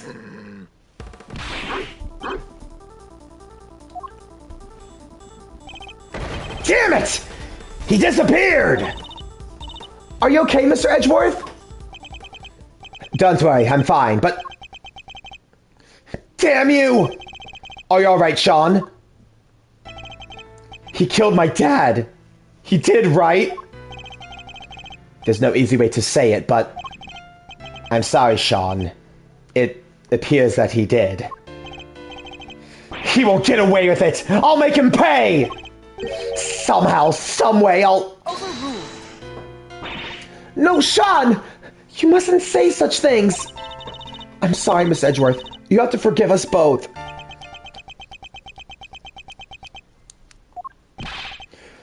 I'll put the call out, sir. All units are on the lookout for Mr. Connors. I don't mean to hurry everybody, but we better be on our way too. Well, Mr. Prosecutor, where do you think we'll find our mastermind? I suppose you're right. We should go after the mastermind right now. He said he had to practice for the show, which I guess means he'll be at the circus. But before we leave, there's something I'd like to ask of you, Agent Lang. There is? What? Once a beast has been sighted, the next step is to plan its capture. When we arrive, there's something we'll need to try and find as a matter of a priority. And Detective, I'd like you to look into something that's been bothering me about Sean's kidnapping. Yes, sir. I want to help too, Mr. Edgeworth. Good. There's somebody I'd like you to try and contact. If Saint really is our mastermind, we're going to need this person's help. Between our many encounters, I never suspected a thing, even though he was right there in front of me. I messed up. There's no other way of putting it. But I'm going to put things right once and for all. To think. To fucking think. Simeon Saint was behind all of this. All. Everything.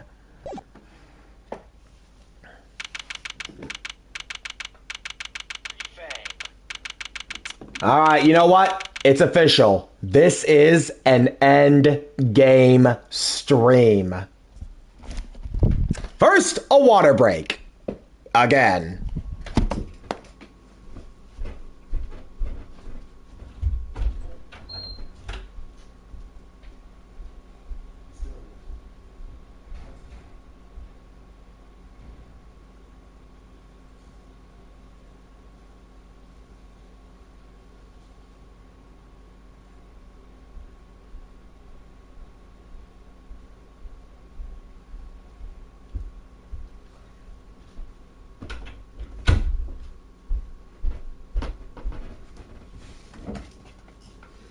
Alright, let's see now.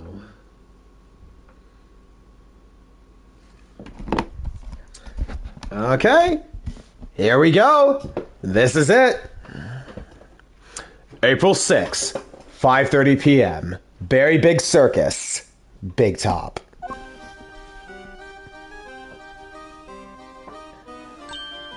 Oh, hi, Mr. Edgeworth. Did you guys come to watch the show? Hello, Miss Barry, Mr. Saint. You're a little early, I'm afraid. We're still practicing. But I'm glad you kept your promise. Yes, I remember you giving me this. That's so great. You're gonna have so much fun. I think even you'll be surprised, Mr. Edgeworth. Ha, I think you've surprised me enough for one day already.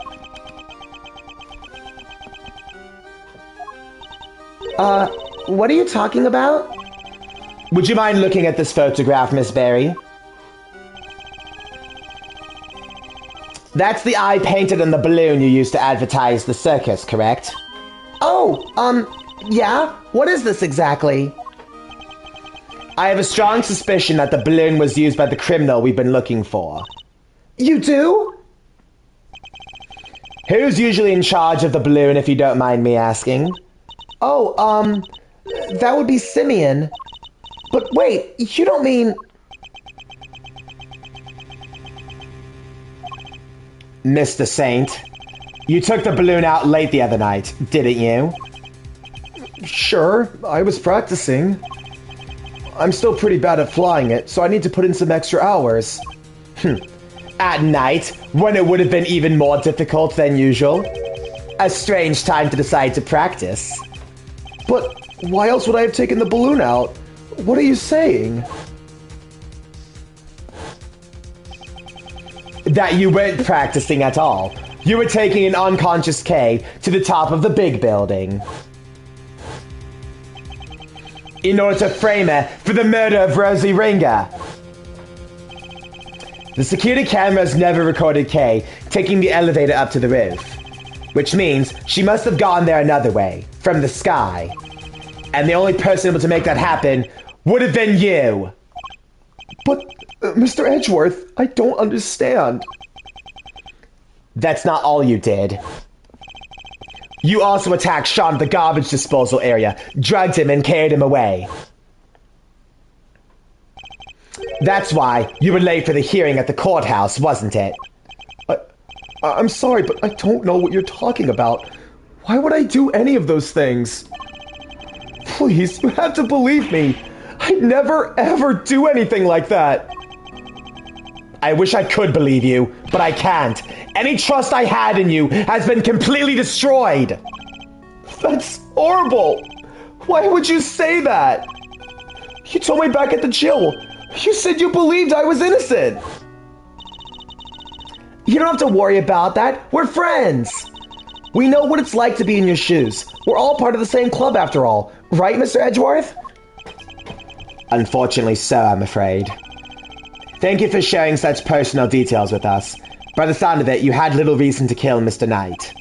If anything, you're the one most affected by his passing. And what's more, I simply don't believe a person as gentle as you is capable of murder. Rest assured, we believe you, and we will get you out of here. This is just awful. I never thought you'd lie to me. We didn't lie. I swear, Simeon, You said you knew what it was like to be me. I trusted you. That hurts, Kate. It hurts so much. Come on, Mr. Edgeworth. This is Simeon we're talking about. He's not a bad person. Objection! I see it now. That's your strategy, isn't it? With everybody. You root out their psychological weakness and exploit them. And without even realizing it, they wind up doing exactly what you want them to. Exactly the behavior one would expect from the arch manipulator behind all of our recent troubles. I was too blind to see it before, but you won't fool me again. Simeon Saint, you are guilty of crimes too numerous to mention. Oh. So that's how you want to play it, huh? You always did have the courage of your convictions, I guess. Luckily, grinding people's self-belief into dust is kind of a hobby of mine.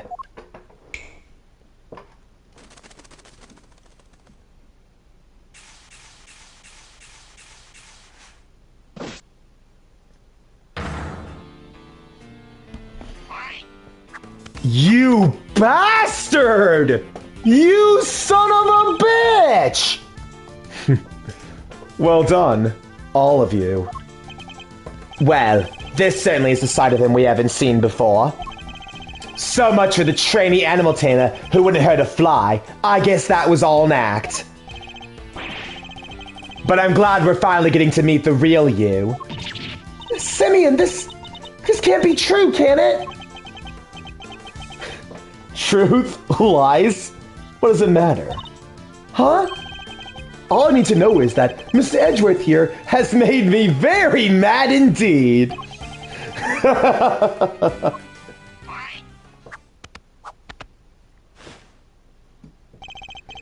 And now, he's going to pay. I was just out practicing. Sure, I went up in the balloon a couple of nights ago, but I was just practicing. I guess somebody took that picture when I flew by the big building. I fly around the area doing promo stuff for the circus all the time. Nothing to see here, Miles. Nothing at all. So, you go up in the balloon reasonably often? Yeah, promoting the circus, like I said. Is that true, Miss Barry? Well, it's true that it's Simeon's job to go up in the balloon and spread the word. I guess just about everybody in the area would have seen him up there by now. Well, that same balloon was used in the commission of a crime. Nonsense! I just happened to be in the area when it happened. Somebody took a picture when I was floating past the big building. That's all. I'll be the judge of whether you just happen to be nearby, thank you very much. All right, here we go. Confrontation time. Press the first statement. Hold it! This balloon, do you usually launch it from... This balloon, do you usually launch it from here at the circus? No, you need a wide open space. There's a park over by the Sunshine Coliseum. That's where I usually take off from. I see. And how do you get the balloon to the park to launch it? Not by hand, that's for sure. The thing must weigh a few 100 pounds. It's kind of impressive that it can even get off the ground now that I think about it. I'd prefer it if you didn't change the subject. How do you transport the balloon? Wow, give a guy a break, why don't you? It's not like I'm getting... Wow, give a guy a break, will you? It's not like I was getting miles off the track. Sheesh. We use the truck, okay? You just slid on the back and away you go. A truck, you say? Yeah, last time I took it out would have been 2 days ago. That could be important. I better keep that in mind. I'm actually going to press all these for extra dialogue. The last time I took the balloon out on truck would have been then, the day before the last. Hold it! So, just to confirm, the truck hasn't been anywhere else since then? Why would you need to confirm that? I just told you, didn't I? Answer the question. Or are you trying to avoid this one too? Oh, that was a cheap shot, even for you. If I say something, you don't need to confirm it, because I just said it. See how that works? But since you insist, the truck's been parked out back since the day before last.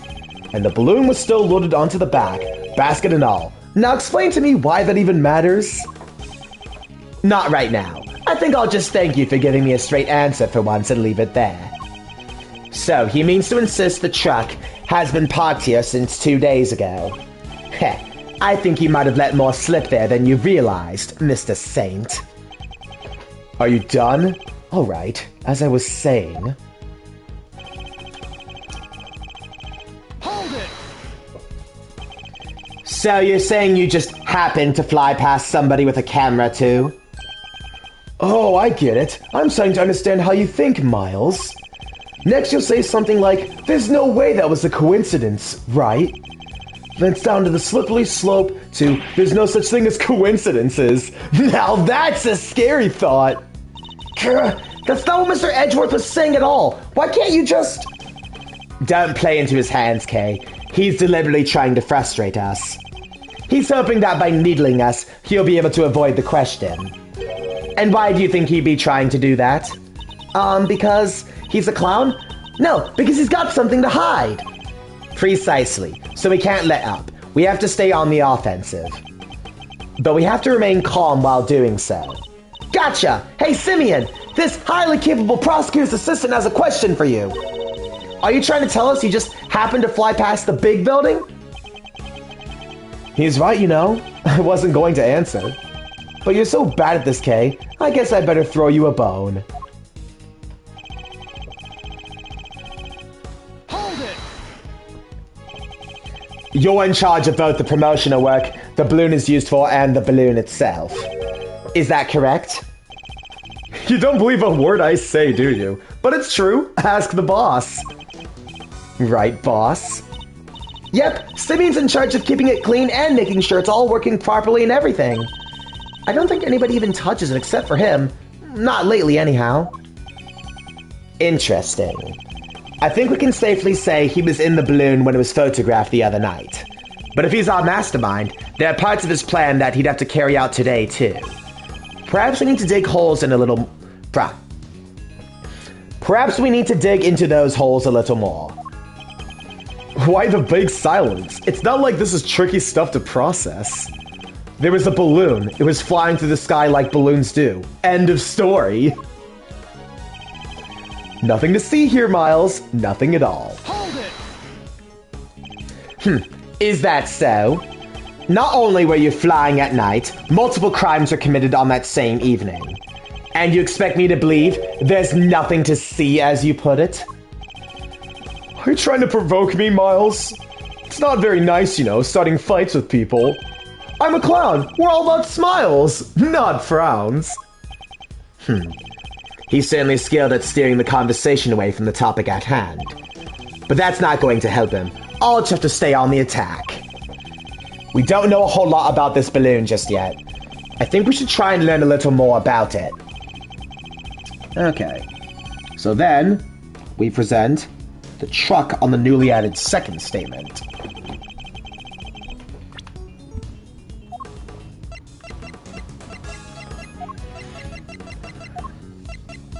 Objection!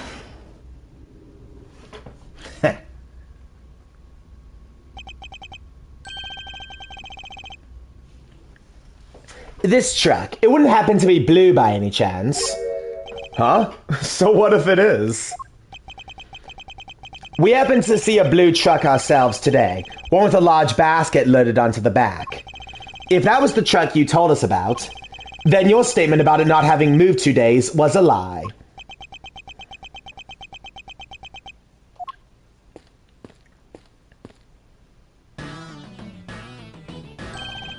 Agent Lang, Emma.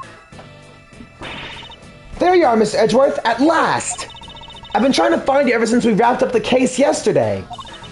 Kay sent me a message saying you were here, so I came right away. And I found what you asked me to go look for.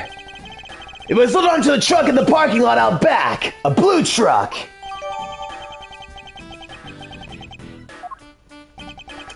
Well, well. I think that truck might be the one we saw earlier today. In fact, I'm almost certain of it. Wait, just because it's blue? Like a million other trucks? What makes you so sure it's the exact same one? No, I saw it too! It's the same one for sure! Objection! Huh? What's the matter, Mr. Edgeworth? That wasn't me! Worthless are the words of a man who can't back up his claims with evidence. Wow, you sound just like him! Show me! I demand proof! I must be able to prove it somehow. It's the same truck, I'm sure of it. Huh? What are you doing, Mr. Edgeworth? Why are you touching the truck? The engine's cold, which means it's been here for a while. No way! You can tell just from that? What can I use to prove that's the same truck? Fingerprint dusting. I'd like to have the truck dusted for fingerprints. Huh? Why would you want to do that? Because I expect to find very specific... Because I expect to find a very certain... Find a certain very specific set of... That is a awkward sentence. Because I expect to find a certain very specific set of prints. And if I do, that will prove beyond all doubt that it's the truck I saw in front of the big building. Whose prints will prove that was the truck we saw? Mine! Yours?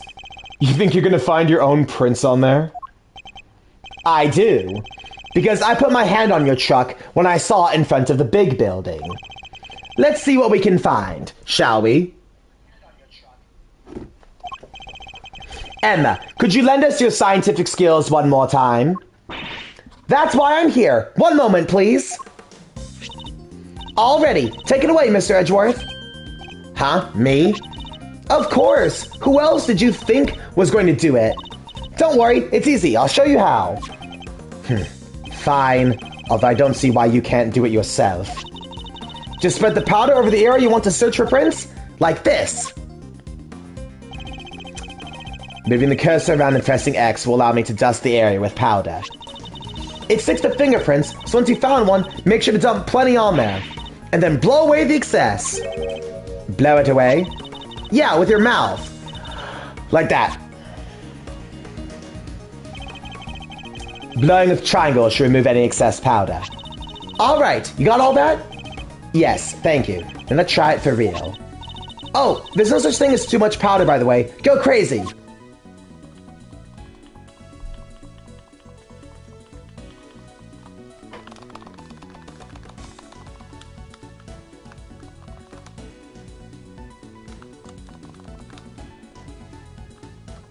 Got it. That's it! That's a nice clean print you got there. Can we compare it to my prints right away? Yep, leave it to me.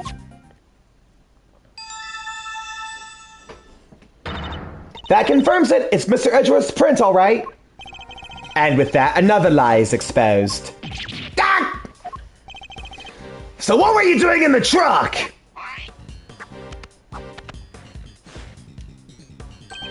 Oh, just driving around for fun, you know.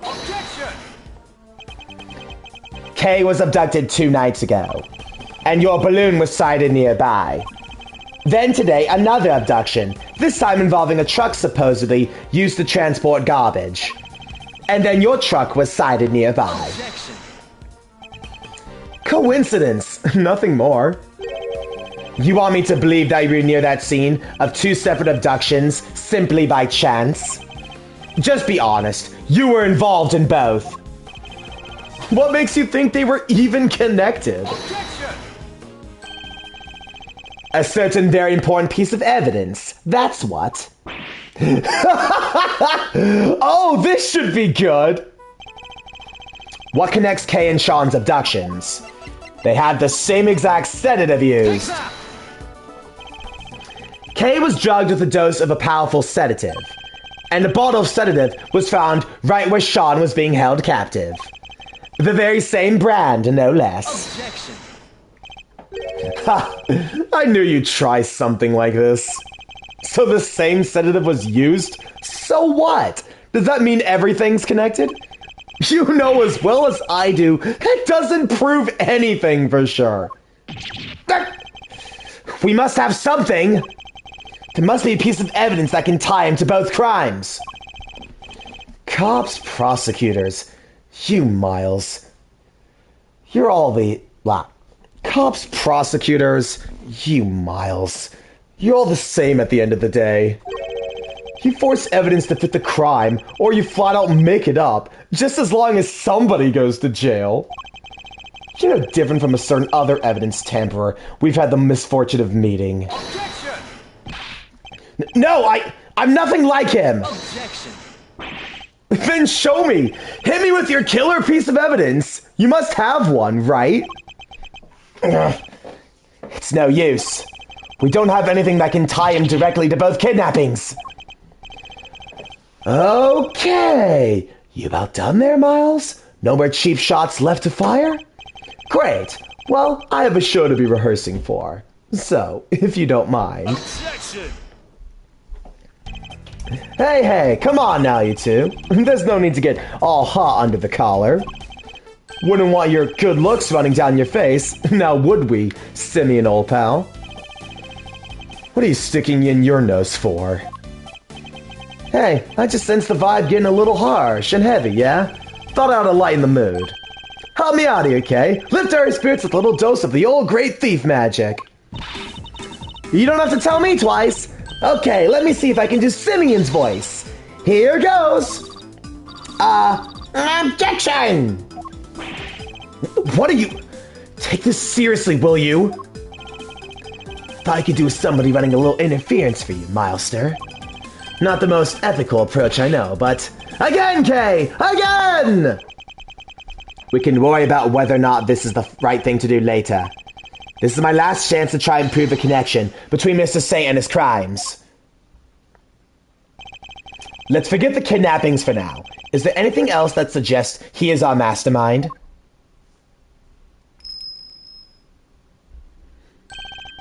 Of course. Connors was looking for our secret string puller too. The young pup, as he called him. If I could prove that Mr. Saint was that same young pup, then perhaps... But what evidence do I have that might point to him being involved behind the scenes? 1 second, just gotta plug in my phone, because my phone is actually kind of low on battery, and I want my guide on the side. Okay,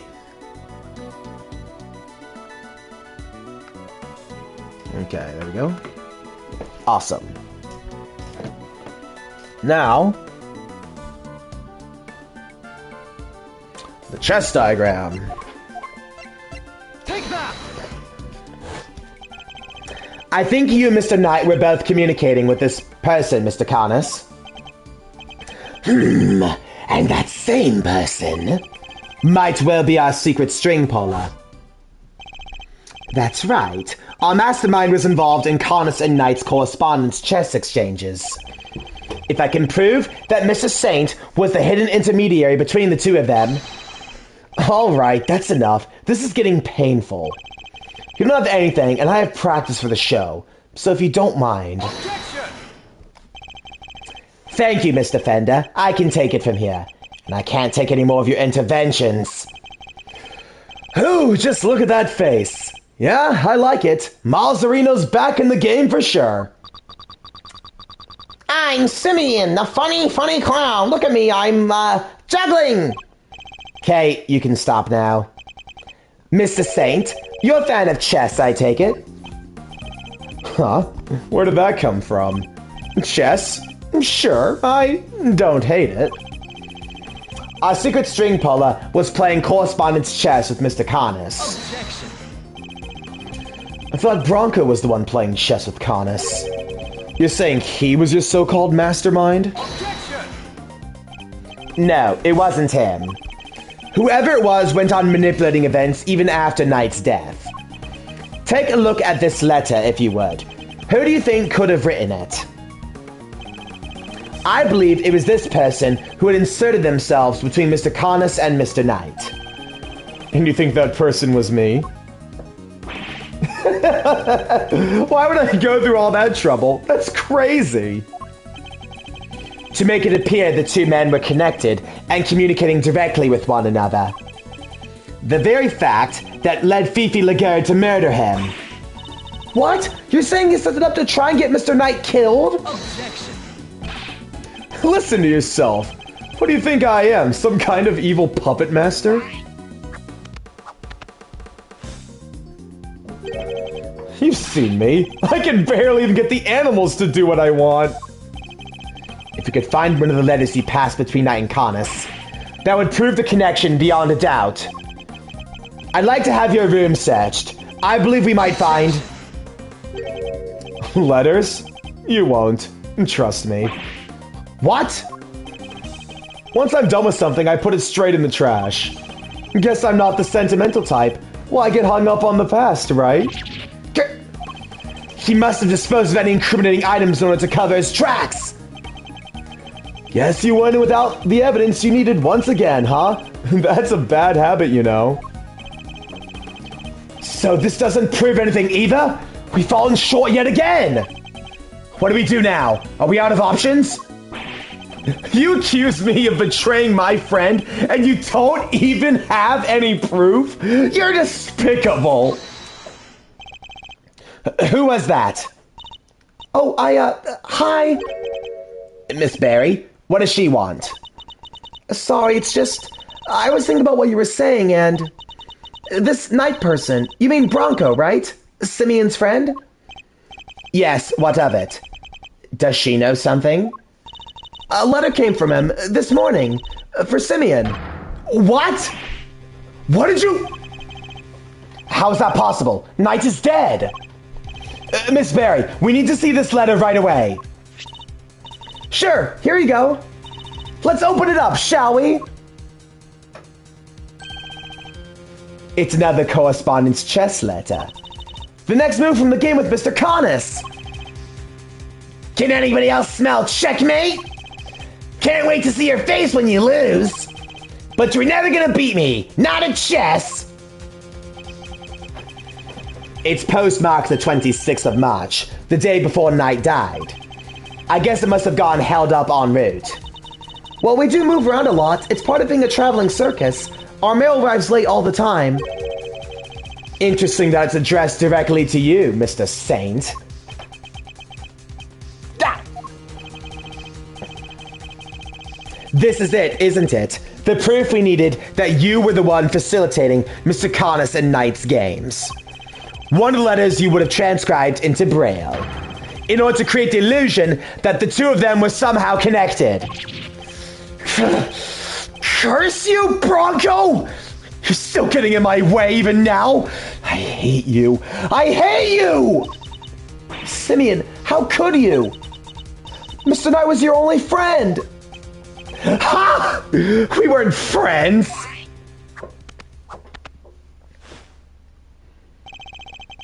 I stopped thinking he was my friend 18 years ago.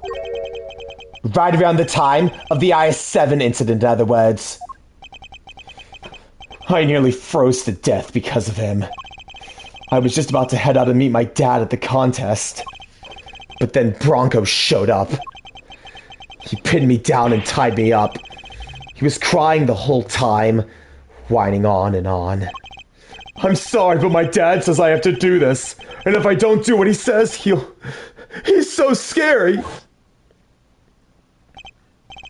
Stop it! Bronco, stop it! I have to go meet my dad! I promised! If I'm not there to taste this candy for him, he'll be so upset! He needs me! If I don't go, he won't be able to show everyone that he's the best in the world! But no. He locked me in that car with him, and the two of us nearly died. He thought he could get out, but when he tried the door, it was frozen shut. We were trapped. And that's how I lost my dad. What? You lost your dad? Yeah.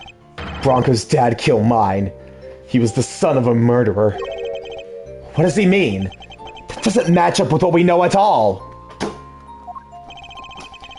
Simeon, the victim, is the IS-7. Simeon, the victim in the IS-7 incident, was a guy named Artie Frost. Yeah, that was my dad's name. My memories got kind of scrambled that day. What little I remember was pretty mixed up. So I didn't find out until later that my dad was murdered.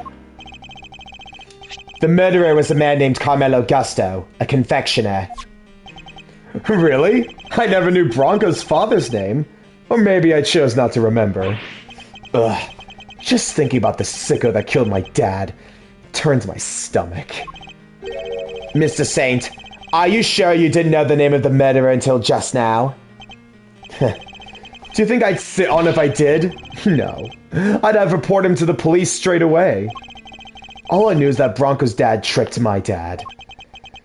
And that's how I knew my dad was the one who was killed that day. Bronco was a traitor. He helped his father murder mine. He was the son of a cold-blooded killer. He deserves to die! Objection! I'm sorry, Mr. Saint, but you've made a mistake. A big one. A mistake? What do you mean? Artie Frost was a sculptor. He'd been working in France not so long before the murder. Under the name Paul Halik. So I hear, but I don't remember anything about that. I wish I could. Well, I'm afraid it's only natural you don't, because he wasn't your real father. Huh? Is this your idea of a joke? Well, it's not funny. Not at all. You're right, it's not. But you need to know the uncomfortable truth. This piece of evidence proves that you're not Artie Frost's son. Take that! Huh? Bronco's chess set and a ring? Yes, take a look at the ring for me if you would. What does the engraving on it tell you? It's 2 letters, right? It is. This is the seal which Paul Halik used to mark his works. And it was found next to Artie Frost's body 18 years ago. But why would Bronco have a memento of my father? The police looked for Mr. Frost's son for a long time, and eventually they found him. The ring was handed over to the man they were able to prove was his child, Bronco Knight. But that's not... That would mean I was... Precisely. That you are, in fact, the son of Carmelo Gusto. No! That can't be. My dad was... I remember, don't I?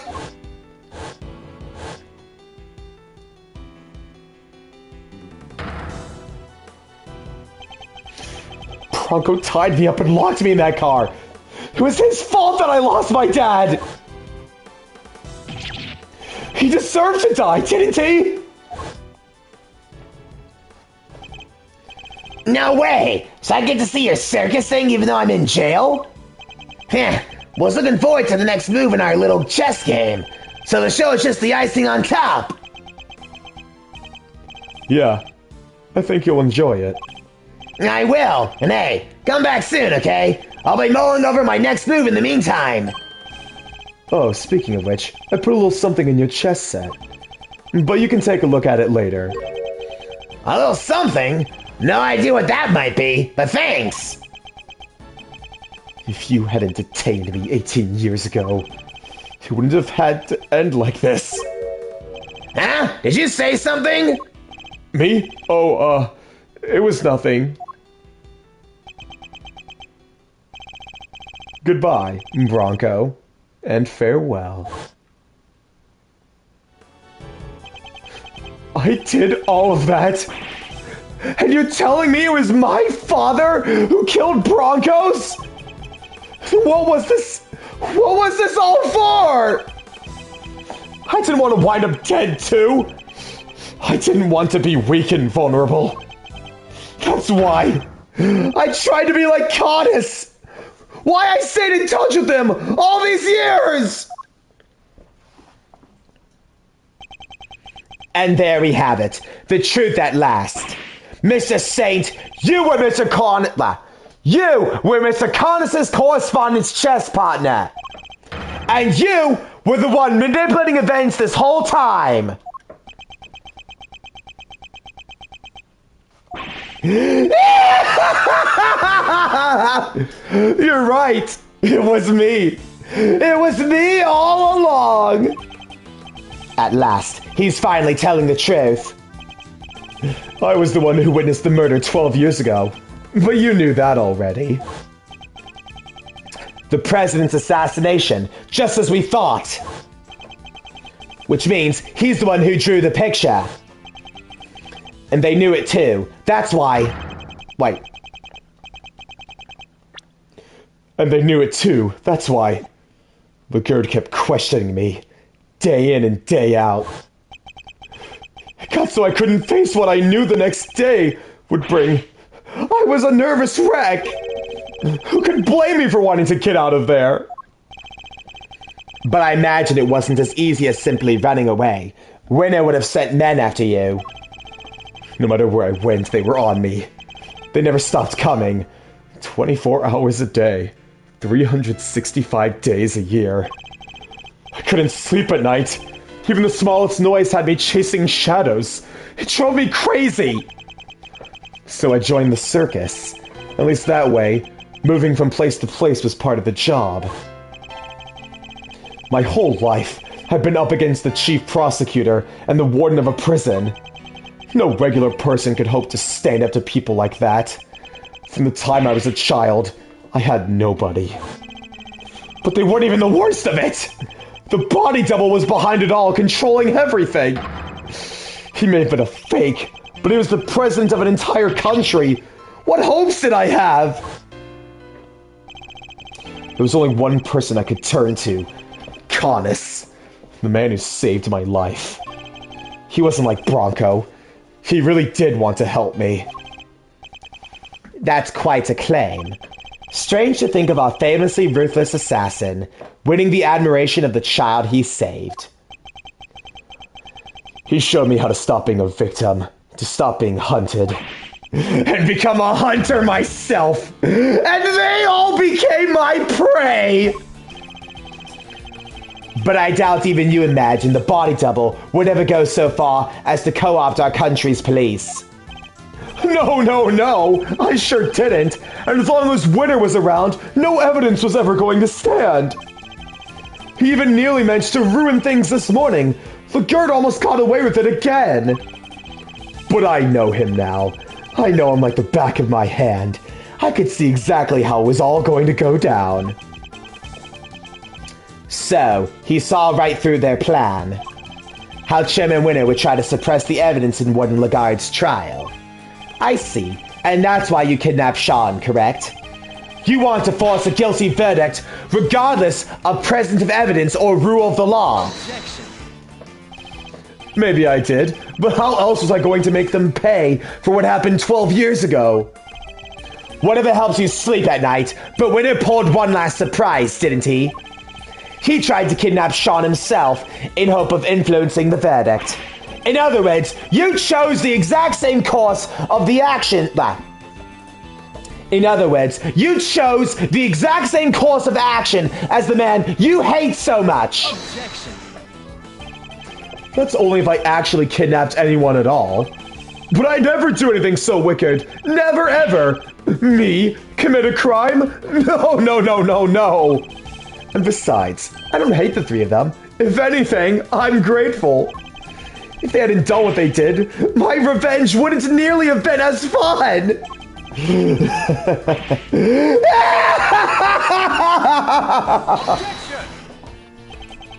So you admit it? Your motive in all of this was nothing more than revenge?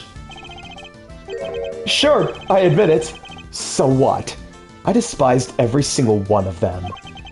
But here's the kicker. I didn't kill anybody! The most he can blame me for is writing the odd letter here and there. A quick note to Ringer to tell her about Winter, another to him so he knew about her. But the fact they wanted to kill each other and one of them succeeded? That was all on them. So, you take no responsibility for the fact your actions resulted in multiple murders? Right! Same thing at Gourd Lake. People are much easier to control than animals, you know. The whole fake assassination plot, I handed that to Bronco on a plate. That was part of his plan too? So Rook's murder was... No. That was all Bronco's idea. Nothing to do with me at all. Still, it moved things in the right direction, wouldn't you say? Isn't fate a crazy thing? You can't talk like that about a murder! Setting Lagarde was easy too. I just made it seem like Knight and Connus were in contact with each other. And slipped a chisel inside the chess set. So it was you who put it in there! Yes, it was. I thought it might point everybody nicely in Connus's direction. Worked out pretty well, even if I do say so myself. Who knew that it would all... Who knew that would be all it took to make that awful woman murder poor Bronco? I guess she got to where she just saw enemies everywhere she looked. I know the feeling. Even the smallest thing can send your paranoia into overdrive, and then things get ugly quickly. I had a front row seat for the whole show! You were the last piece to be put into play, of course. Who? Me? You solved both cases and finally brought down Winner and Lagarde. I guess you could say your powers of deduction were the weapon that put the end to them both. Objection! I didn't solve those cases for your sake. Sure, you didn't know you were doing me a favor. You were just playing at being an attorney for a little while, right? What did you say? All I had to do was cower and say, no, no, no, no, no, a few times. And you rode to my rescue like the hero you are. Was getting arrested part of your plan too? No, that wasn't something I expected, I have to admit. I never thought they'd take the chisel for the murder weapon. That was a real plot twist. Made my blood run cold for sure. But then who should come through with the turnabout to end all turnabouts? The greatest legal mind of his generation! My knight in shining armor! I thought it felt pretty good saving me like that, huh? You ought to thank me, you know! I don't do that for many people! You're wrong! He wasn't playing at being an attorney! He was trying to save you! Because helping people is what he does! He helped me when I needed it most! Kay. Aw, did he? You're sure he wasn't just trying on his dear old dog, blah. You sure he wasn't just trying to be like the father he loves so much? No, that's not what he was doing! Come on, K-Master, don't let this clown get you down. He's projecting, plain and simple. Painting other folks with his own grubby brush. It's not that he just doesn't trust other people. The poor kid doesn't even understand the concept. Doing something for somebody else's sake, forget about it. He'll never understand. You think I care what you have to say about me? Consider this for a second. I've gotten my revenge on everybody I set to get it from, and yet... You can't prove I incited anything. Think about it. I never actually did anything. What's my crime exactly? Explain it to me. You think you can pen an incitement charge on me? Read my letters. I don't mention murder anywhere. If I did, maybe you'd have a case. Maybe you could say I encouraged them. But it's the same story as always, I'm afraid. You can't prove I did anything at all. That's not true! You kidnapped me! Sorry, but did I miss the part where you proved that? All I ever admitted to was sending letters. You! Letters which didn't threaten, coerce, or encourage anybody to do anything.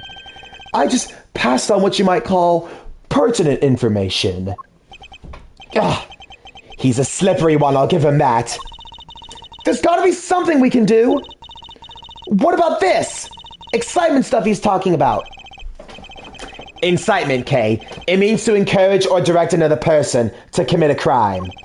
In the eyes of the law, it's seen as equivalent to committing the crime itself. So then, we just need to prove that he told them to do it. You say that like it's going to be easy. Guess maybe you're not so big on due process after all. You think you can make me carry the can for murders I had nothing to do with? Think again. I don't even have to talk to you if I don't want to. In fact, why am I still talking to you? I can think of one reason. The tent is surrounded. There's nowhere left to run. Really? You don't think I planned my escape too?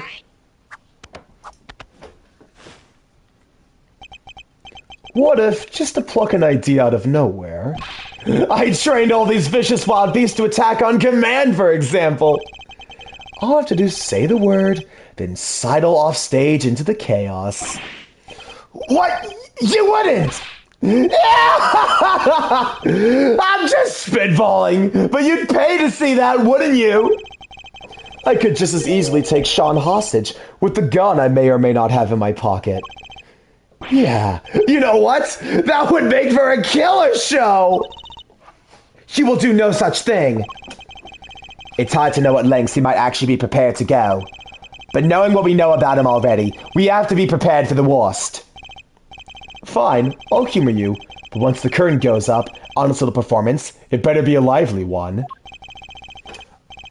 Bore me, and we're done here, alright? Let's see if you can keep me entertained, shall we? So now we have a heavier penalty! Gah! He's not going to give me an inch. But there must be something we can do. We can't let his crimes go unpunished. Okay, now for the guide. The fourth statement of his second testimony.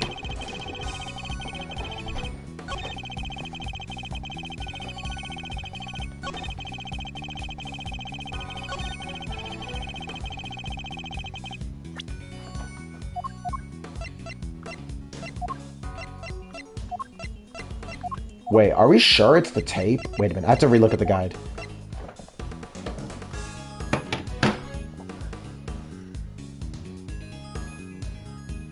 Fourth statement, okay. Objection!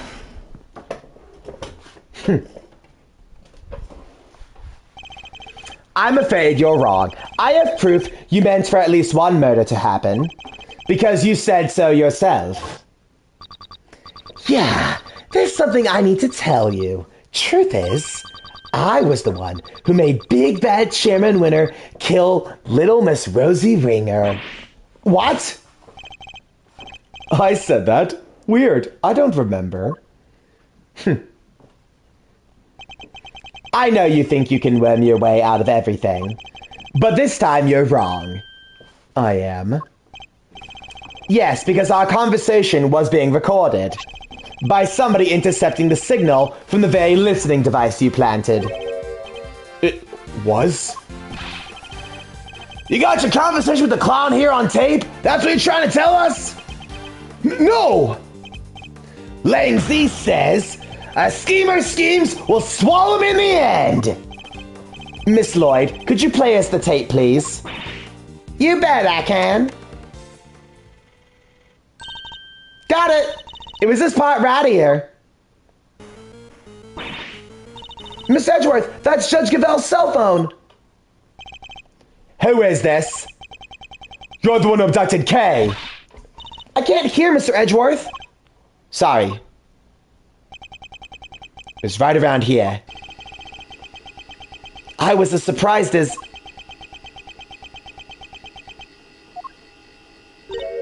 Huh? That's weird. Is something wrong, Miss Lloyd? I'll say. Seems we maybe, didn't quite catch the next part on tape. What? No! Come on! Why? How could it not be on there?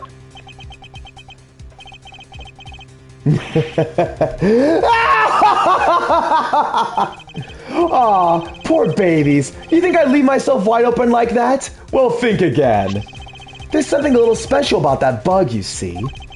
It can be turned off and on remotely. What? I never knew they make those. Remote control bugs. Sure they exist, but... So you switch it off to avoid being recorded? Bingo!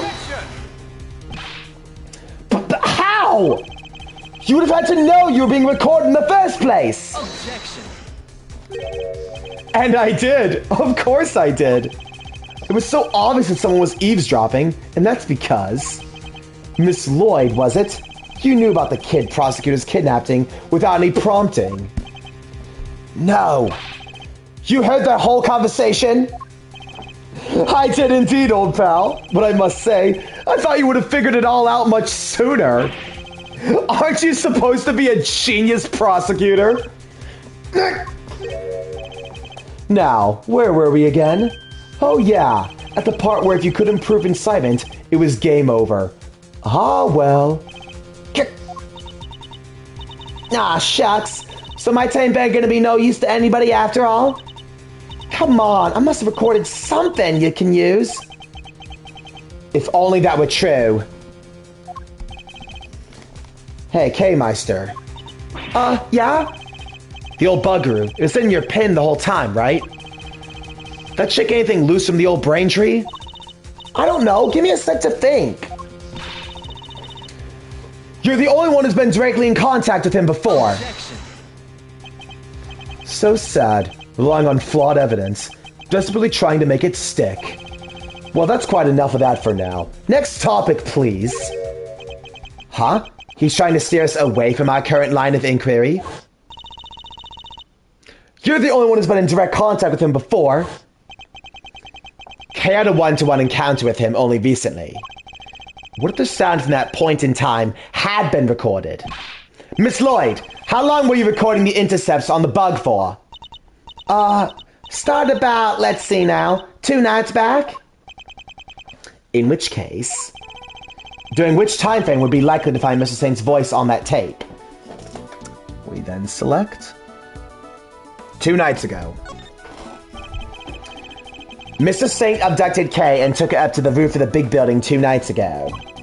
What if there was a recording from around that time? Miss Lloyd, quickly, play us any tape you have from the night before last. Huh?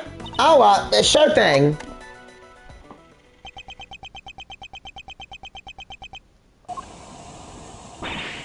That's the sound of the balloon. Indeed it is. Around that time, I imagine, Mr. Saint would have been transporting you in it. Which means he can't have been too far away from you, or the bug. Is there anything else in the recording, I wonder?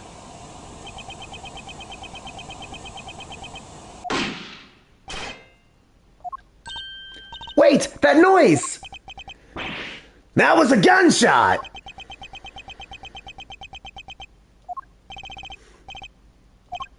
Heh. You turned the bug off then too, it seems. Unluckily for you, you were a little late in doing so. There's no escaping it now. That gunshot ties you directly to the case. Huh? What are you talking about? Nobody ever mentioned a gun. He's wrong. Someone involved with this case discharged a firearm. I just need to remember who it was and present the piece of evidence that proves it.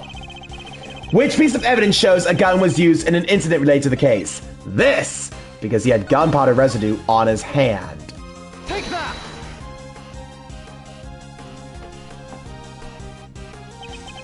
It's written right here in the president's autopsy report. Traces of gunshot residue were detected on his hand. And where was Kay when the gunshot was recorded? That's right. She was in the balloon being taken by you to the top of the big building. However, the roof wasn't as deserted as you needed it to be. Yes, I was there with the president. Wait, not long after we started talking, he knows something and told me to leave. And if a gunshot rang out shortly after that? Don't tell me you didn't hear it yourself, Mr. Saint. Not when it sounds crystal clear in this recording.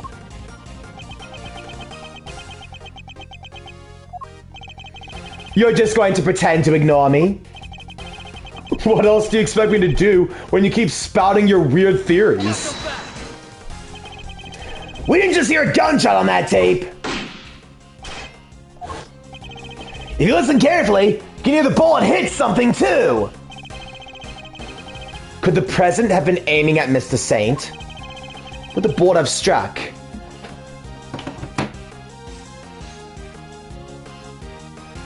The hot air balloon itself. Take that! I think the president was firing at the balloon. And if he was, what we heard on that tape could have been the bullet hitting the basket. Let's take a look and see, shall we? Aha! A hole with a bullet stuck in it. There's a bullet hole in the bottom of the basket. I'd call that pretty conclusive proof.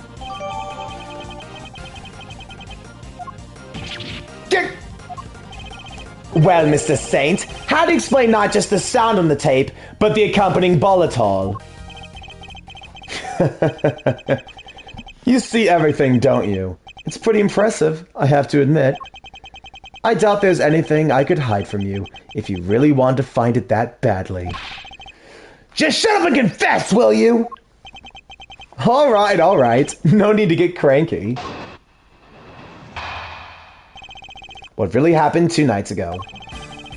I'll admit, I flew the balloon up to the roof, but when I arrived, Judge Cavell and the President were already there.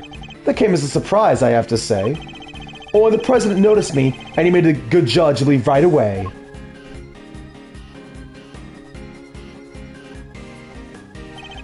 Then, he pointed his gun at me and fired. But why was he trying to shoot down the balloon?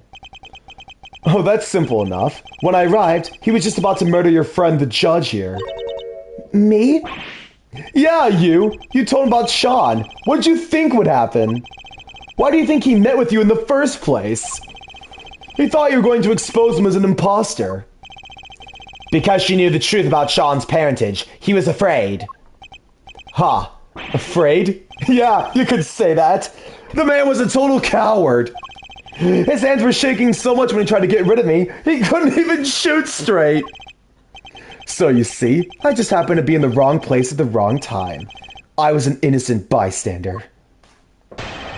Okay, now for this testimony, we press the 4th statement.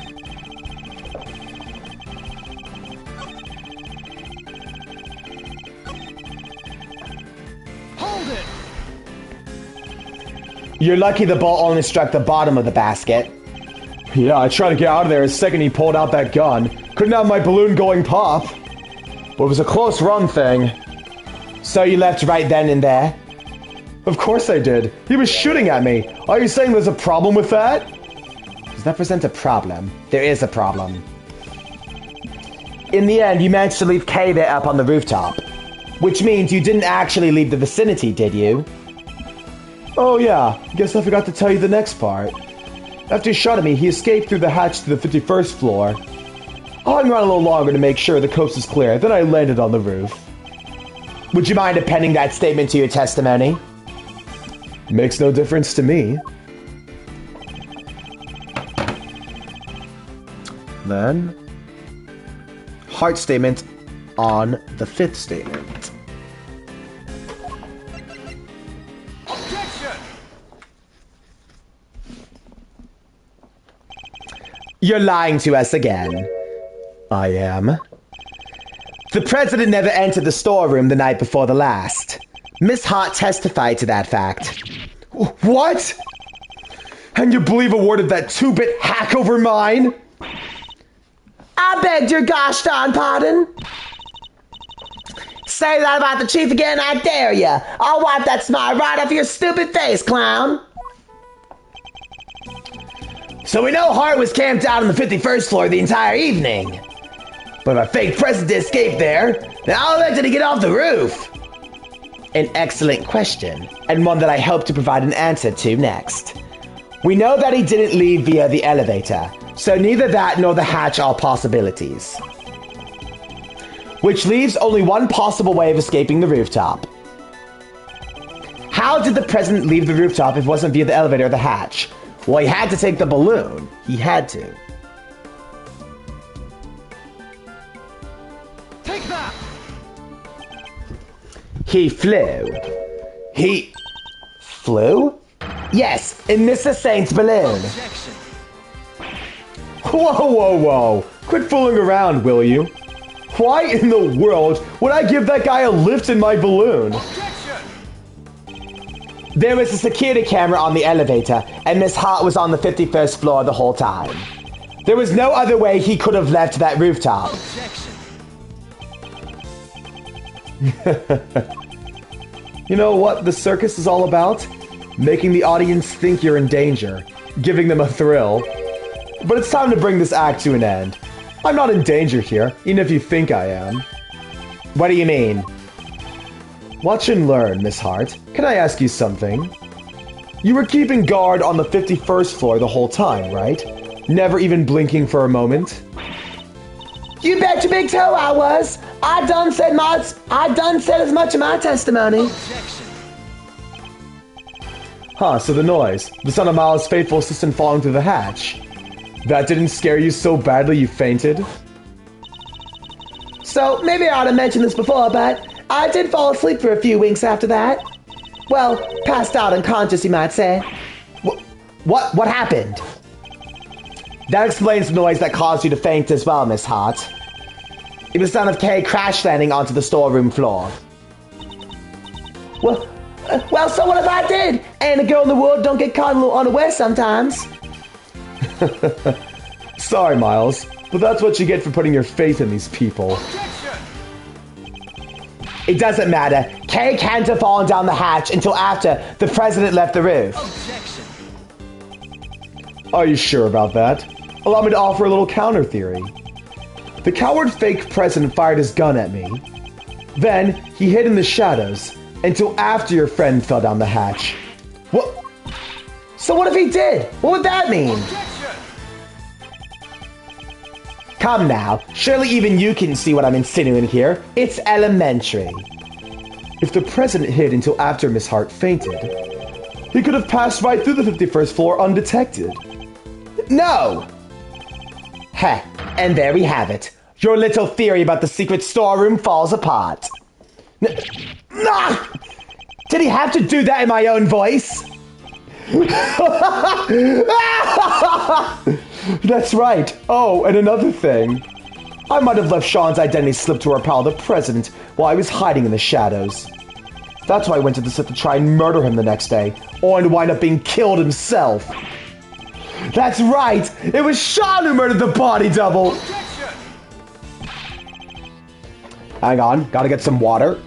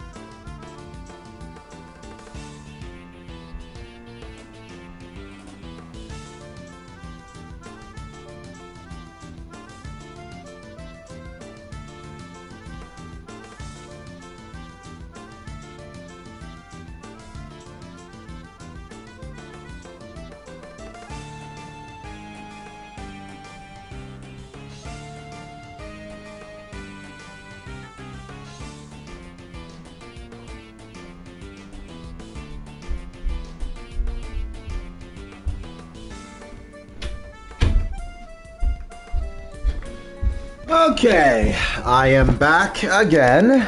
Sorry about that. Hang on, let's look real quickly here.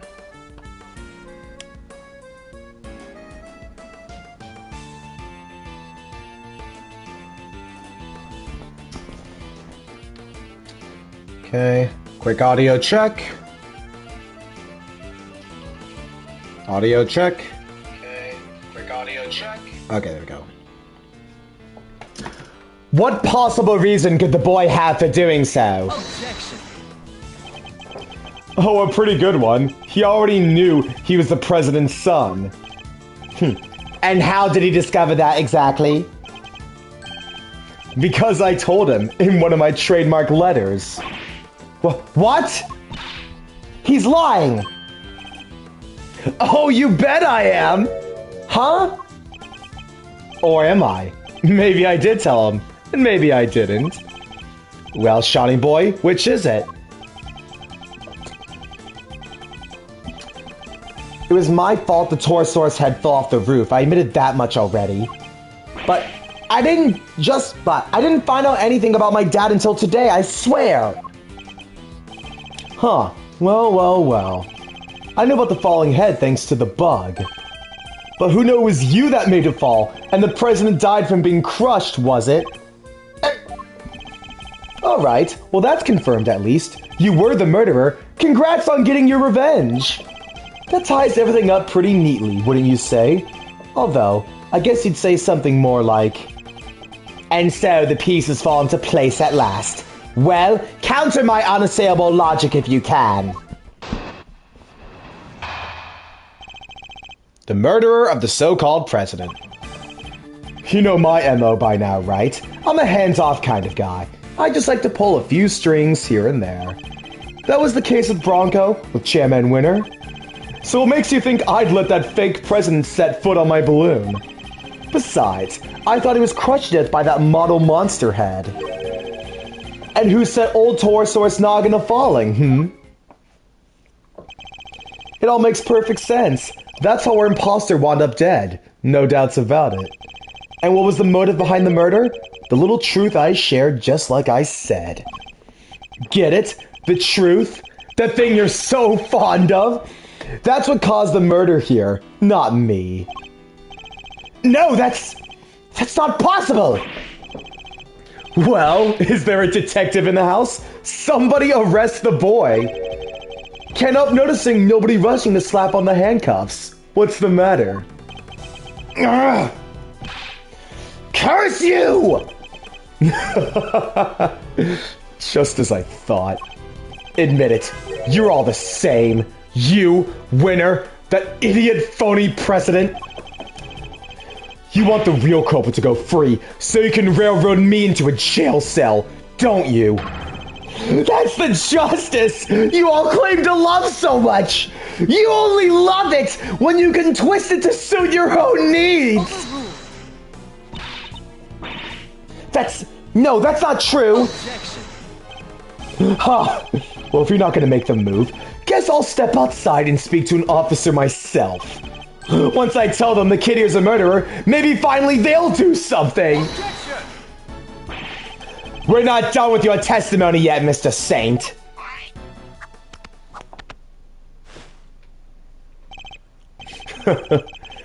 How did you know? How did I know you'd make some excuse for stalling even longer? But you still don't have any proof, do you? Or any chance of winning this? Tell me I'm wrong. And yet you still want to prolong the agony? Well, as long as you know what you're doing. Oh! He's not holding back. What, did you forget that little Shawnee's life is on the line too? Hey, Malzarino. Just take a deep breath for me, would you? Why would I do that, Fender? Because it's times like these you need to kick back, take stock, and be grateful for what you have. The worst of times are when lawyers calmly show our biggest smiles. Remember? The way in which President made his escape is what you made Laughing Boy can't agree on. So how about this for a little thought experiment? What if it's not about whether the big guy in the purple jacket got on that balloon or not, but rather, under what conditions would Simeon have been cool with letting him get on board? A turnabout in thinking. Forgive the interruption, just my 2 cents worth. Or, the old man's, I guess I should say. Maybe Gregory's techniques can still prove useful in this crazy modern era. He's right. Under what circumstances could the body double have been allowed onto the balloon? He was a physically imposing man, and what's more, he was carrying a gun. Could he have been drugged? No. There were no trace of sedatives found during his autopsy. In which case, surely not. Are you about ready to continue, Miles? And don't forget, this is what we're playing for! Ugh. This is going to be tricky, but I have to tear his testimony down one statement at a time. I believe this is the last cross-examination. Yep. Okay. So, on the 4th statement, Yep. we present the basket on the 4th statement.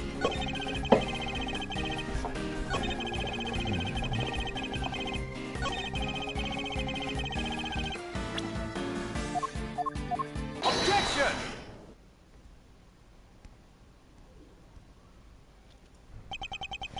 Sean didn't kill the president. The president was crushed by a monster. What? Did you really just say that? You? Oh, I get it. He's the kid who can communicate with giant beasts, right? Did he use his special powers? The only person in commune with monsters was you. Sorry, but you must have me mixed up with somebody else. No monster palace here, I'm afraid. Objection! Heh, why the false modesty? You're very close with at least one such creature. In fact, you can make this particular monster do exactly as you command. It was you who killed the president, Mr. Saint, and I can prove it. What? You talking about the lion balloon? Yes, a quivering mockery of a monster filled with hot air, but a monster nonetheless. Not entirely unlike Mr. Saint himself. Sorry, you lost me. What are you trying to say exactly? Objection! You seem very keen to stick your story about having manipulated Sean and the president. But no matter how true you may have wanted to be, there was nothing more than a desperate lie. Even the most skilled animal tamer can't make the dead do his bidding. And the president was dead long before he left that roof, having been killed by your balloon. Oh, I get it. That thing may look lighter than air, but it weighs a few 100 pounds, right? When the president attacked you from the roof, you had to think quickly in order to protect yourself. The method you chose, landing the balloon right on top of them. You didn't need to let him ride on that balloon, and he didn't need to coerce you into taking him, because what you took away was his dead body. Objection! Wait a minute now, Miles. If what you're saying is true, then President would have been killed 2 nights ago. Which would mean the time of death recorded in the autopsy was wrong. It would? Fuck! He thought of that! Wow, you're really losing your touch. Look again, it's written right there. Time of death. April 5th at approximately 11 p.m. Clear as day! God! April 5th, that was yesterday, which means... Exactly. It means he died when the Torosaurus head fell off that roof. Alright, Sean, time to be honest with us all. You know it's the right thing to do. You killed your father, didn't you? You hated him, didn't you? We get it. Who wouldn't? He just left you. What kind of a father would do that? No, that's not what happened. I already told you. I didn't know who he was until today. Oh, but you did know, because I told you myself. Can my theory really have been so wide off the mark? I want to thank you once again, Miles. You hounded Winter and Lagarde until their crimes are finally exposed. And by ruining them both, you helped me get my revenge. Gotta love those powers of deduction. If the time of death matched up, everything else would fit. So, could he possibly have cheated the time of death somehow? Oh, and what was the other guy's name again? Carmelo Gusto? You even ran him down for me! That was some great work you did there! Of course. Gusto, the IS-7 incident. He killed Frost and froze his body in order to conceal it. Mr. Gusto needed to freeze Mr. Frost's body in order to obscure the time of death. If they determined the murder occurred during afternoon tea, he would have been an obvious suspect. Bingo!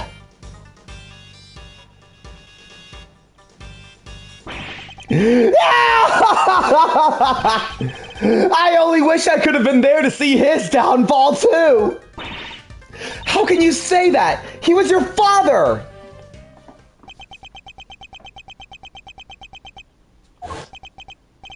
It's so scary. Miss Lagarde just keeps asking and asking about what happened that day. Where are you, Dad? When are you coming to get me? Please, take me away from here.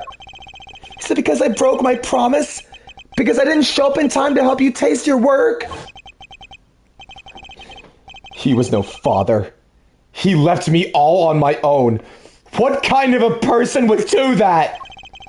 We may have shared the same blood, but that's it. Father? What a sick joke.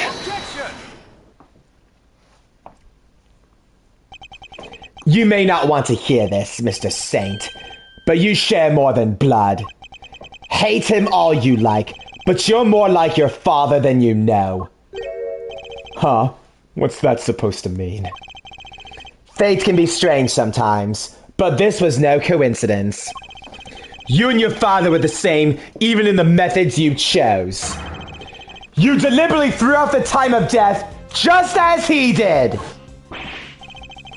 That's right! We had to rescue him from a warehouse refrigeration unit down by the harbor! A refrigeration unit in the depot?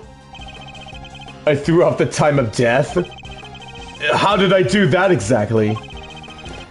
By hiding the president's body in a very specific place. You hid the body right here. Like father, like son. Justice comes back to bite you in the booty, Simeon. Justice will bite you in the booty. You needed to keep the body cool somewhere, and you also need somewhere to keep Sean. Heh. Who knew the two were connected? You're talking about the kidnapping again? Why are we bringing that up now? Because as much as you may wish we had forgotten, we know you kept Sean in the refrigeration unit. The same refrigeration unit in which you kept the president's body. Just as your father froze the body, he was trying to conceal 18 years ago. What? You're saying I'm the same as him? The same as the animal who abandoned me? A sad irony, but an undeniable truth nonetheless. God, I love this finishing line so much right here. Objection. Shut up! I'm nothing like him! I could never be like him! He's nothing! He has nothing to do with me! We're nothing alike! Objection. Sorry, kiddo, but I think it's pretty clear that you and old Gusto have a little more in common than you could ever admit. You even told us you didn't like sweet stuff way back when we first met, right? If that's not a product of your daddy issues, I don't know what is. You don't understand! You may try to disown your father, but he lives on in everything you do. You think the same way. God, this finisher, I love it so much.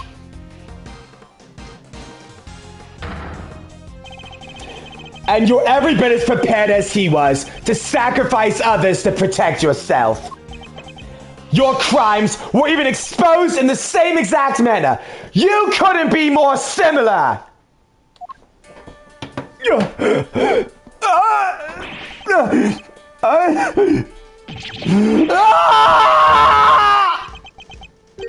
Or should I say, I don't know anything about a refrigeration unit, and the kidnapping, nothing to do with me. Objection! Nonsense! You did it so you could blackmail Judge Gavelle. We've known for a fact you were involved. Objection! You're a real danger to be around, you know that, Miles? What aren't you going to accuse me of? But it changes nothing. You still don't have any proof of incitement, of kidnapping, anything. Or wait, are you planning on maybe fabricating some? Taking a leaf out of the old winner playbook? Never! I would never do that! I can't let myself rise to the provocation. What was the line? No matter what happens, we must find the truth? Something like that. But only when the truth suits you, huh? That's how the law keeps people down, isn't it?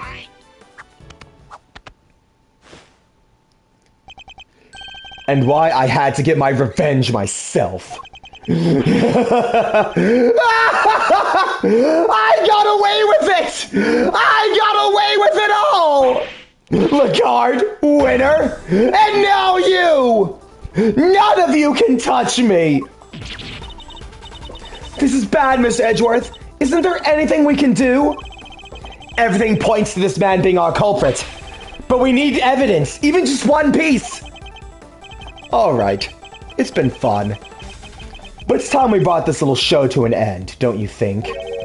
Stick around for the main event, though, why don't you? I'll even let you in for free. If you finally admit you were wrong.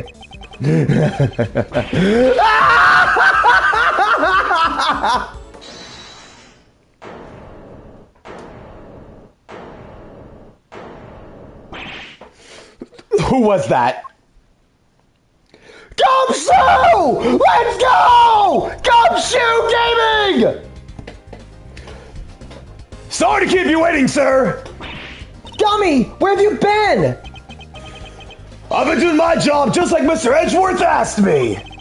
And Detective Gumshoe, do you have anything to report? I had to look into a few things real quick, sir. About the refrigeration unit where the kid was kept. It was registered to the Berry Big Circus, just like you said. Ha ha ha! And there it is! Just in the nick of time! Excellent work, Detective. Well, Mr. Saint. Must be some kind of mistake. Why would the circus need a refrigeration unit? A valid question, I suppose. But we're no experts on the circus trade. Perhaps we could ask the department manager for her thoughts on the matter. Well, Miss Berry? We do hire you to store all the food for the animals. But I don't know where it is. I'll leave it all to Simeon. He's so good at that kind of thing. You idiot! Simeon, you're scaring me. Such a shame. But rushing to find a solution after the fact so often leads to mistakes. You knew the body was found in the unit. Suspicion would fall on you. So you panicked and moved it to the grounds of the big building instead. But you weren't counting on Sean being found in the unit when you kidnapped him. If only you'd known you were up against a great thief and an even greater detective. Greater detective! Let's go! Gumshoe's beating the allegations! Is everything all right? You're looking a little pale.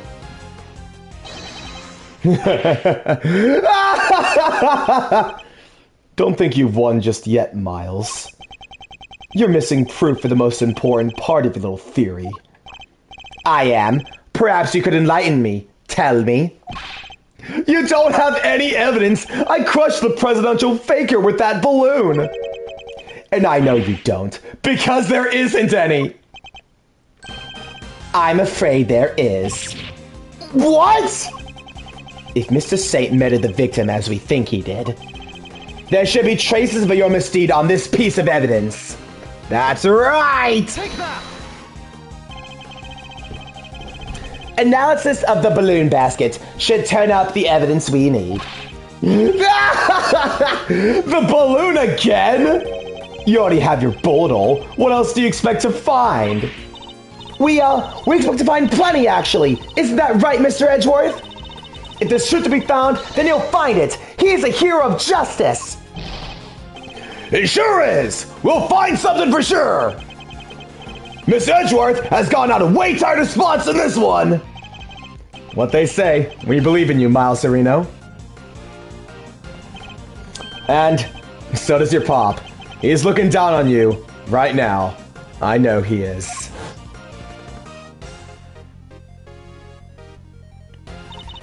Just stay calm and see this through to the end, Miles Edgeworth.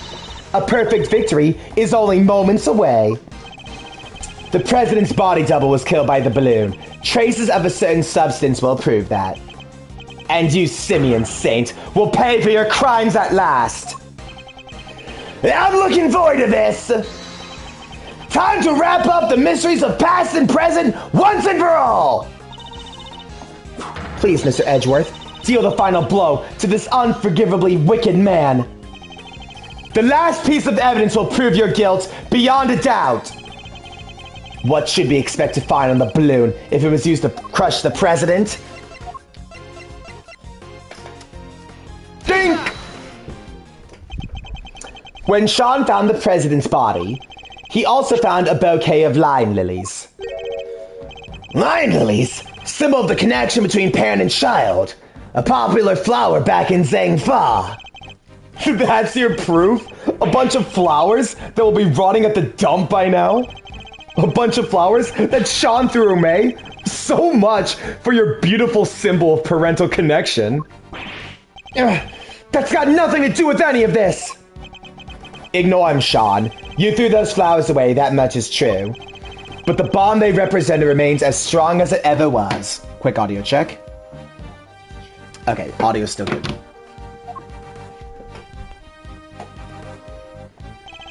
The president held on to them until the last, an act which provided us with our final piece of evidence.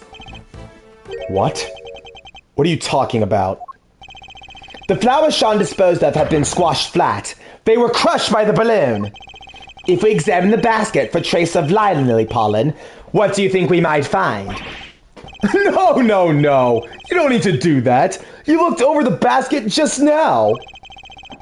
Anyway, if there was pollen stuck to it, you would have seen it. Those flowers are bright yellow. Objection! Not all evidence is visible to the naked eye, Mr. Saint. Huh? Emma! Yeah? I'd like to call on your scientific skills once again, if you don't mind. Leave it to me. All right, let's take a look at this balloon basket, shall we? Ah, I've got something. Bright yellow pollen, just like you said. It's from the same flowers. It shouldn't take more than a quick test to prove it. What?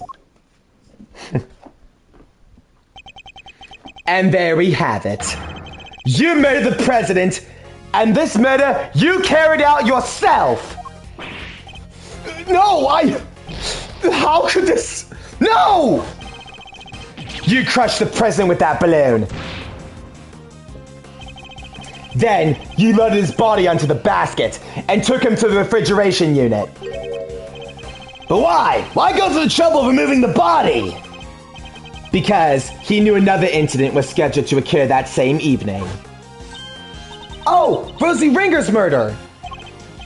Exactly. If he left the body there, it would have interfered with his other plans.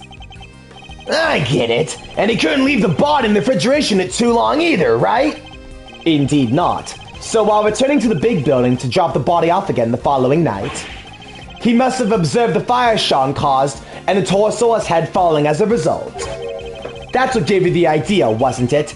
To frame Sean for the murder?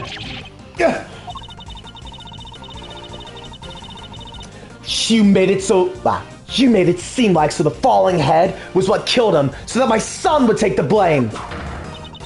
Despicable coward! In order to achieve your aim, you lowered the president's body from the balloon to the lot below. And while he was dangling from the rope you used, He was caught on Sean's rehearsal tape. No, how did you see through it all? How?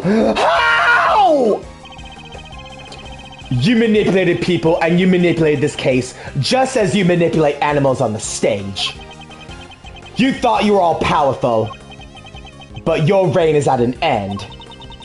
The animals look like they're mad with you, Simeon. Even Money and Azia. They thought you were their friends, but you're not. They're sad and mad all at the same time. Stop it! Stop looking at me like that! Heh, perhaps they will when you finally stop clowning around.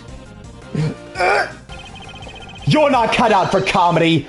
Your tale is destined to end with a whimper! Don't get away from me! Get away from me! Leave me alone! Dad, where are you? I'm so scared. I don't know what you're talking about. I've done nothing wrong. I'm not the bad one, they are. Why, Bronco? Why did you stop me? If only none did what they did, I wouldn't have had to.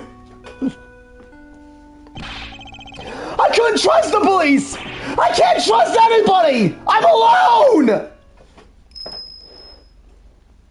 It's auto-playing, by the way. But that man, he helped me! Carlos is the only one who ever helped me!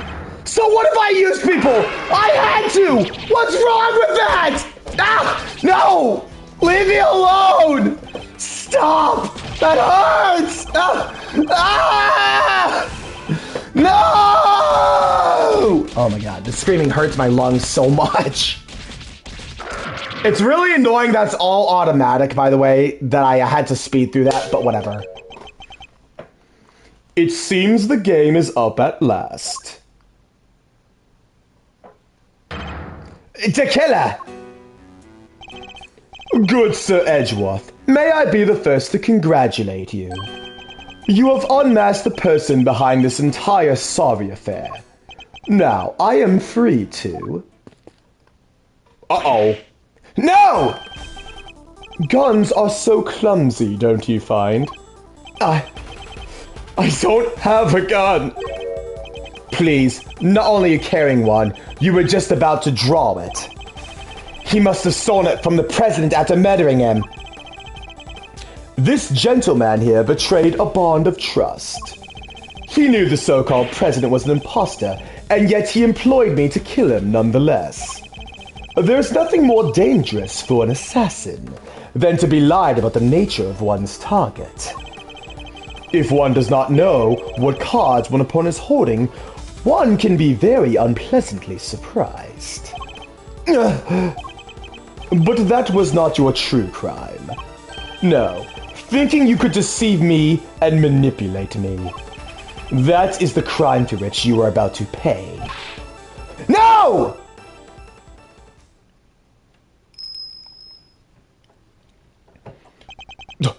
You! It's been a while, the killer. Step aside, good Sir Carnus. That man is my target. I would politely ask that you call off this particular job. He'll pay for his crimes, but in prison, not at the end of your blade.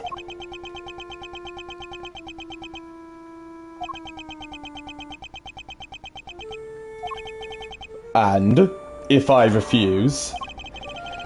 Let's just say that I might not take the loss of the one life that I saved all that well. You saved a life? Bodhidharma Carnus, the blind butcher himself. Preposterous, I know.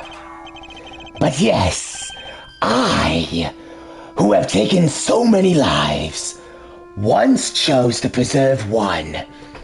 That of an innocent young pup. And he, in turn, saved mine. Something of a bond formed between us. Laugh all you like. I know I would. but I would respectfully request that you spare him. As one professional to another, I ask that you let this particular target live.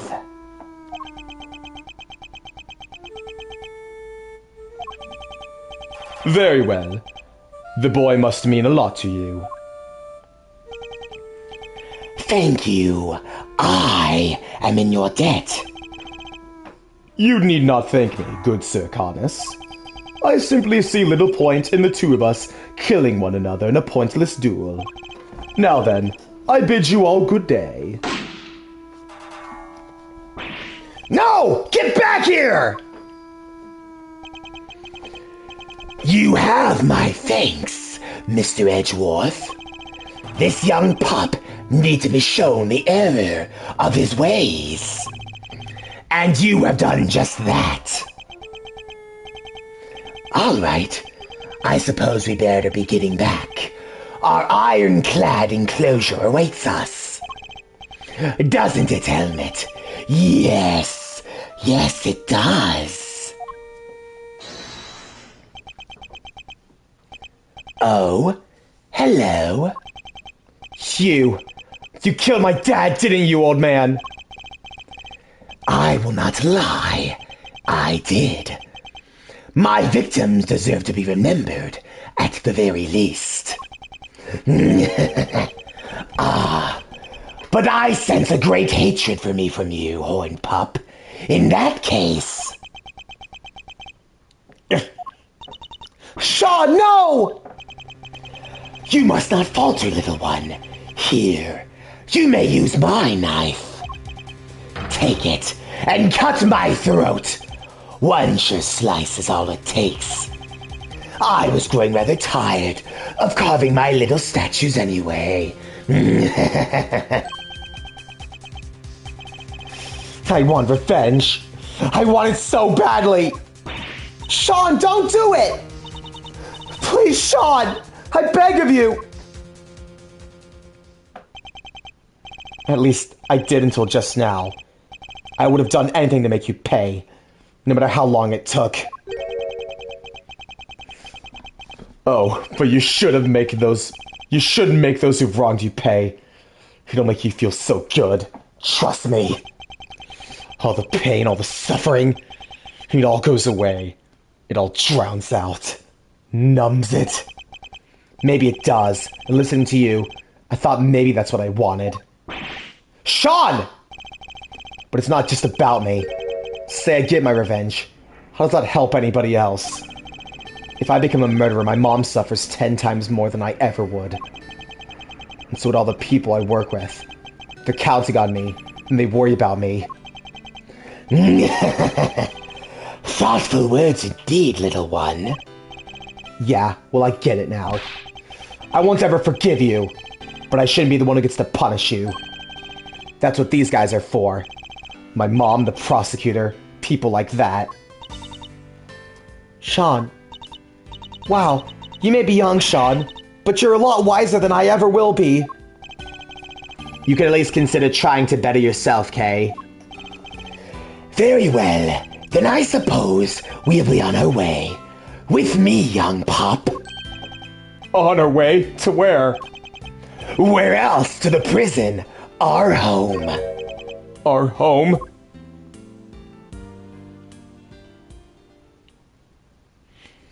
And there we have it. Thus closes the case. And with that, the case came to an end. A case that dragged so many people into its orbit.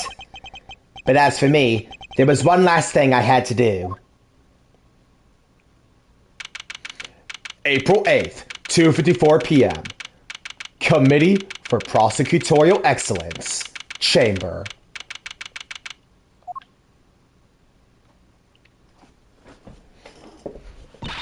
Sorry to keep you waiting, Mr. Edgeworth.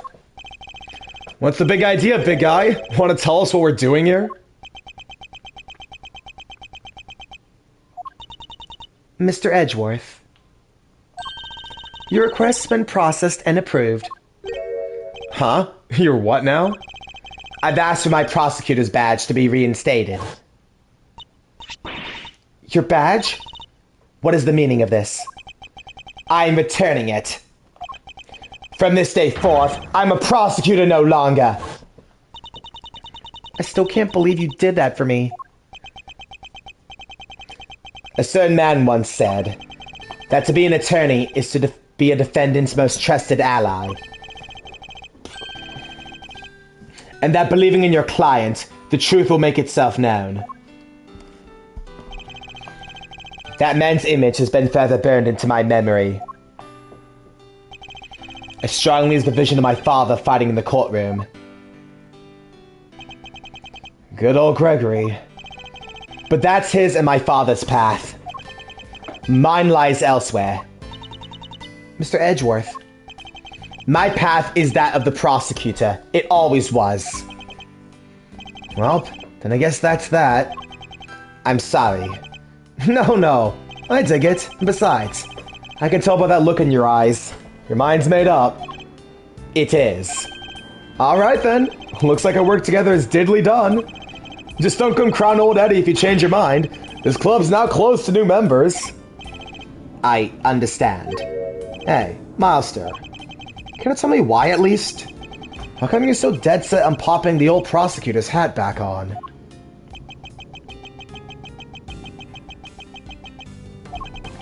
You once asked me something, Fender. Are you gonna keep fighting crime as a prosecutor, or help people as an attorney? Something tells me you've got a big decision ahead of you. One only you can answer. I've been thinking about that question ever since. About how I mean to live my life. And now that this case is over, I think I finally know the answer. I'm going to help people as a prosecutor. But can't you also do that as an attorney? Look at it this way. Simeon Saint was also a victim of sorts. He lost his only parent all those years ago, and with him, his ability to believe in a just world. I know how that feels.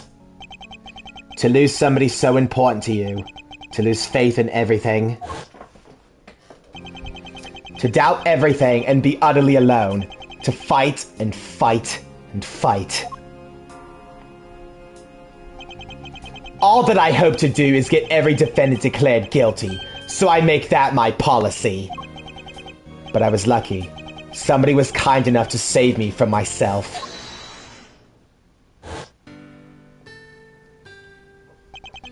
Mr. Saint had nobody. He had no faith in the law. He felt that seeking revenge for himself was the only option. But I doubt even you imagine the body double would go so far as to co-opt our country's police. No! I sure didn't! As long as Winter was around, no evidence was ever going to stand. He even nearly managed to ruin things this morning. Laguerre almost got away with it again! I want to help people like him. And how do you plan to do that? If he had been able to rely upon the law, none of this would have happened. Chairman Winter made a mockery of justice, and in doing so, drove Mr. Saint away from seeking it. The law is only as good as its practitioners. It can't be a shield that keeps people safe from harm, but it can be a shield that keeps people safe from harm, or a sword wielded to wound them. Just one among many of the law's great contradictions. You can say that again. Yup, it's what we folks in trade like to call a legal contradiction. The law is far from perfect. But one cannot solve such contradictions in the law without engaging with it. I don't think an attorney could have saved Mr. Saint. But a prosecutor, a custodian of the law, I think perhaps they could have. I plan to take up on my badge again and confront those contradictions at every turn.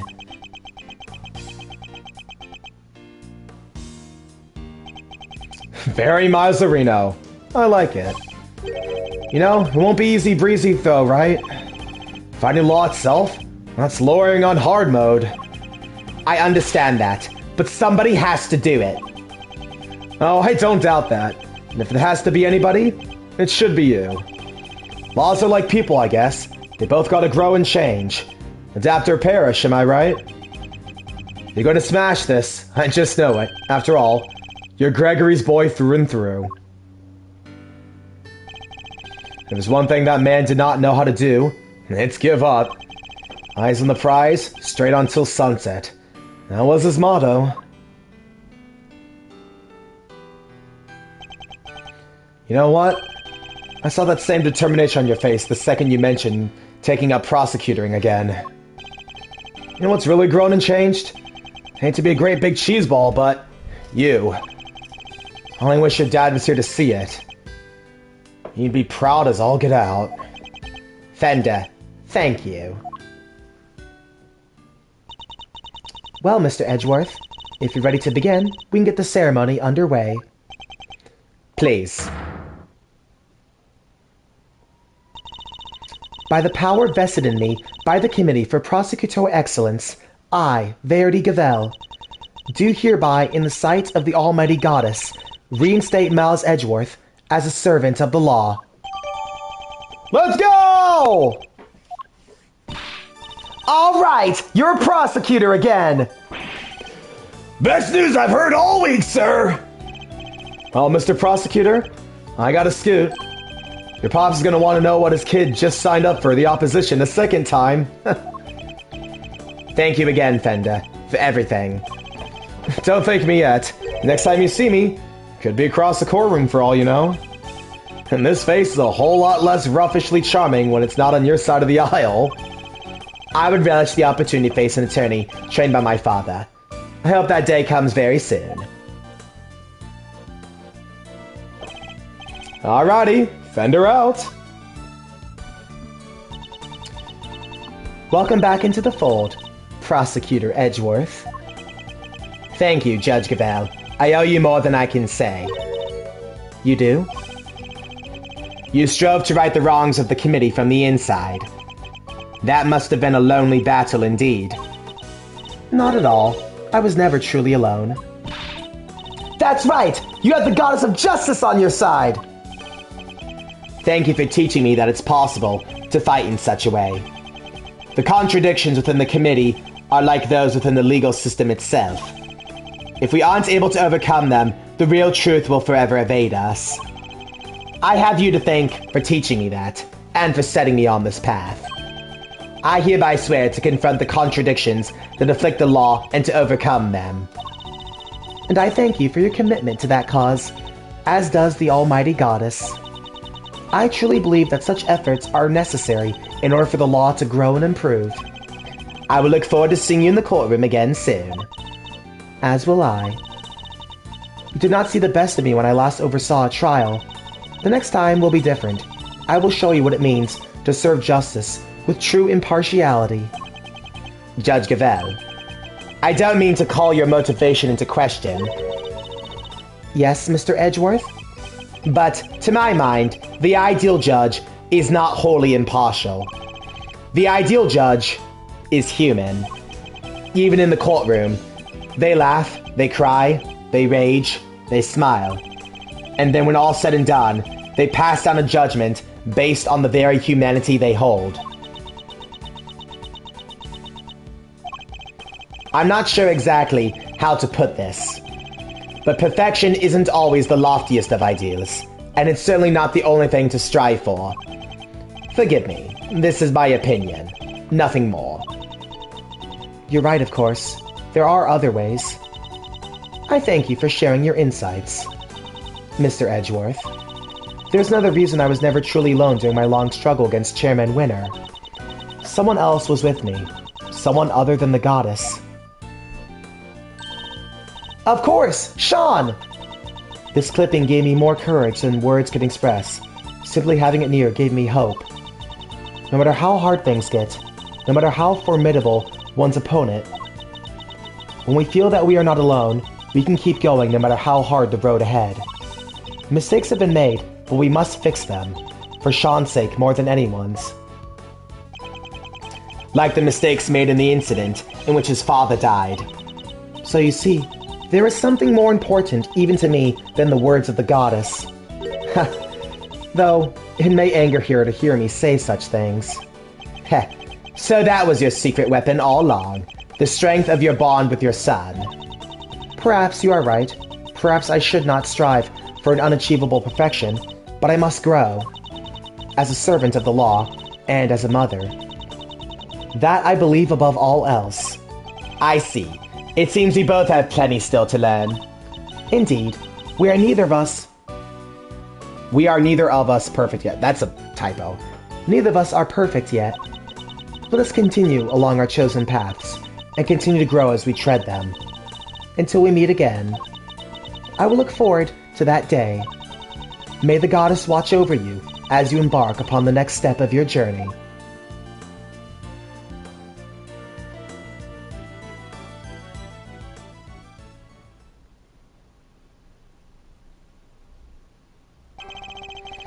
I lost the title of prosecutor, but now I've regained it, and in doing so, I've seen a new way forward. A path for justice that I'm determined to follow till it leads me to the truth. No matter how hard it might be, no matter what obstacles arise, woe betide anyone who stands in my way, forever they be, whatever they might say, I'll lift up my voice and shout! And there we have it. I gotta do the epilogues first, though.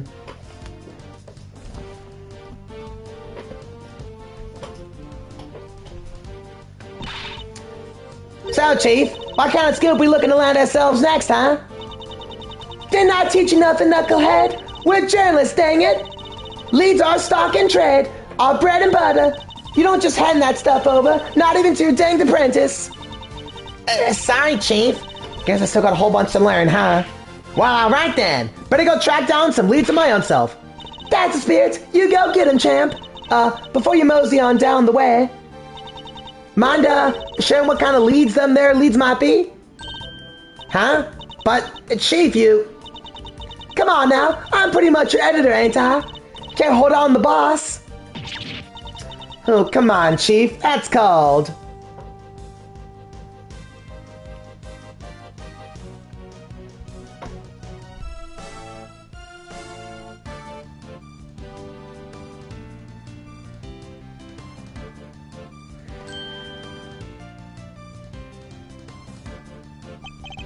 My arm wound has yet to fully heal even now. The bodyguard who inflicted it was a skillful practitioner indeed. I shan't forgetting him in a hurry. But never mind that now. Time to return to the life of a simple ice cream salesman, although I've been thinking that perhaps crepes would be more my speed. Well, no rush. I'm sure there'll be time to ponder the matter before my next job comes in. Something bittersweet about this, knowing that this is the last we'll see of a lot of these characters. Like, a lot of them. Sure, you might have knocked me on my butt, wise guy, but I ain't down for the count yet. I'll be keeping my guard up looking for an opening. We'll get out of this dump right. Tidy? The second the bell rings for the next round, escape shenanigans, we come out swinging. Then it's training, and more training.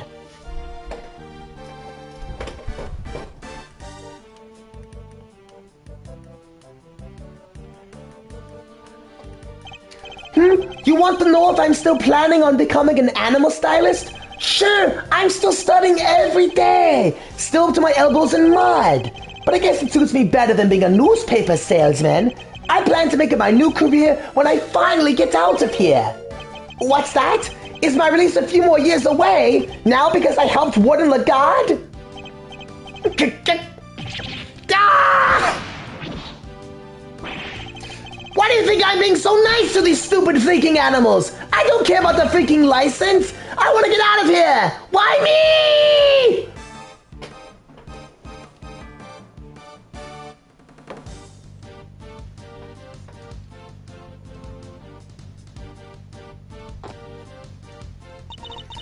I was so shocked when I learned what Simi had been up to this whole time. I trusted him. I was his boss. Still, can't sit around being sad forever, I guess. The show must go on. We can't let the magic department and the ventriloquist department get the better of us. We'll light up that stage and blow away the competition and all those awful memories with it. Well, she's taking this really well.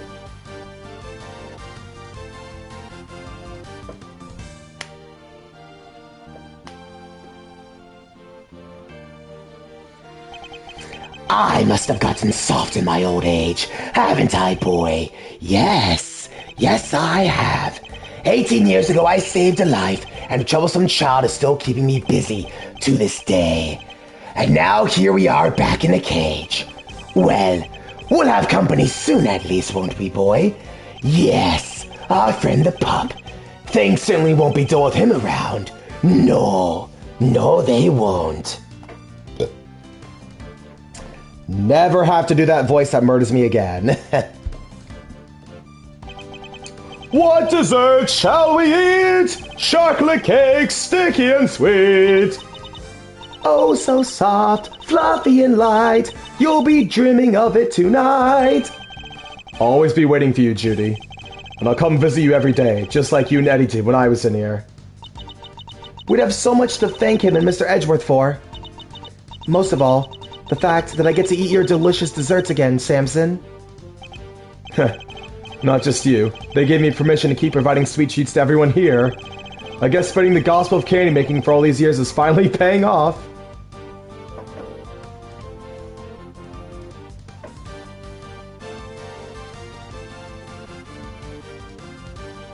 Hoping so too. Oh, hello, sweeties. Fancy seeing you here. I owe you a great big thank you, you know. And dear old Greggy Pegleg, too, of course. After all, it's thanks to all of you that I can eat my Sammy Poople sweets again. I'm even thinking of making a lovely medicine out of them. I'm going to call it Snacker's Delight. It makes your stomach so small, you can only eat snacks. So you can get skinny as a 10-peg and love every minute. I'm gonna make a fortune.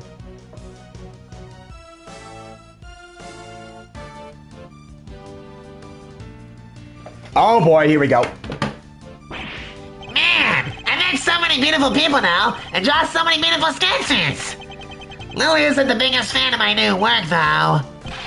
She took one look at my sketchbook and hit me over the head with it. Bam! Just like that. And then she left. Yes, that's one less beautiful person in my life now. So, I got a big decision ahead of me. Do I follow my art or follow my heart? By heart, I mean new girlfriend. You got that, right? He's hopeless. We're doomed. Doomed! Oh, nice to see Bad's still here. Badster, the Badionator. Seriously though, thanks for the assist today, good old buddy. You want me to talk about IS-7? I'll talk all day. Sounds like that Edgeworth kid is doing good work. Yeah, Malsavino chose a different path from his old man in the end. Path that means we can't work together, but that won't stop me looking in on from time to time. You've come pretty far yourself. Holy macaroni! A compliment from Big Bad Detective Bad? Am I dreaming? Well, Flotty will get you everywhere, old pal. You even need a little fender magic? Just say the word.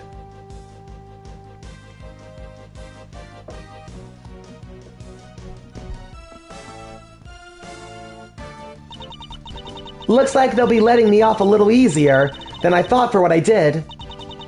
I guess because I told them I was kind of forced to do it. Ow! Ain't no such thing as easy when it comes to crime, dang fool child. Sorry, Grammy. I still feel awful about it, of course. But I'm just so glad I get to stay out here with you. What's that? You think we should be getting back to work? I guess you're right. Can't keep the dead waiting.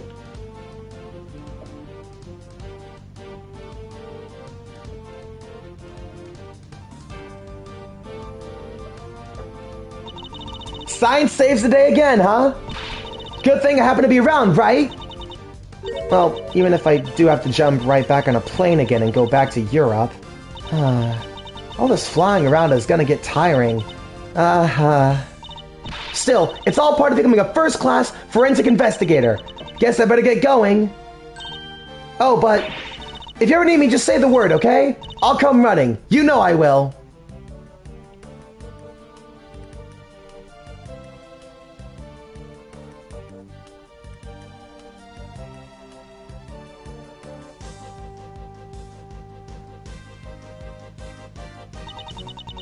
The greater one's father, the greater the pressure to be great. But Eustace Winter, was it? He has chosen his own path now, and he will be tested. Just as I was. Miles Edgeworth chose to live as a prosecutor over how his own father lived. That, too, is a valid answer to the question we've all had to wrestle with.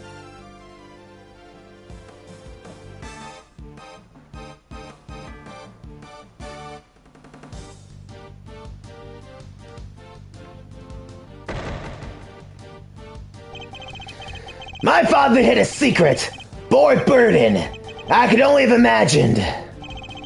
I thought of only my family name. He thought of so much more. He thought of our entire nation. I mean to carry on that legacy, to fulfill his last great wish. Even if our president was an imposter, even if the real president is long dead, even if it takes all my effort and all my men's effort, Zangfa will rise again. And I can't wait for you to see it.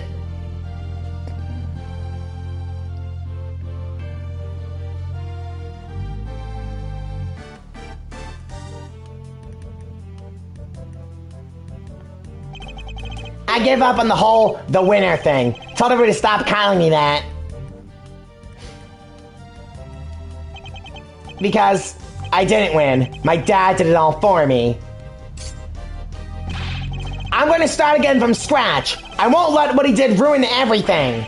And pretty soon I'll be better than him and better than Edgeworth. So watch out. Now, first order of business. Get a new nickname. Typical. Typical of him.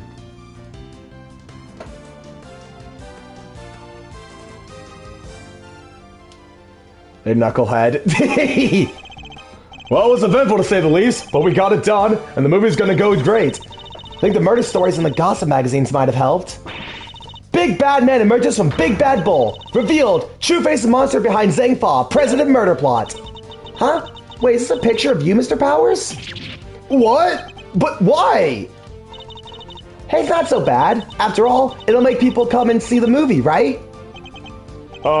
Yeah, I guess. Eustace Average-er.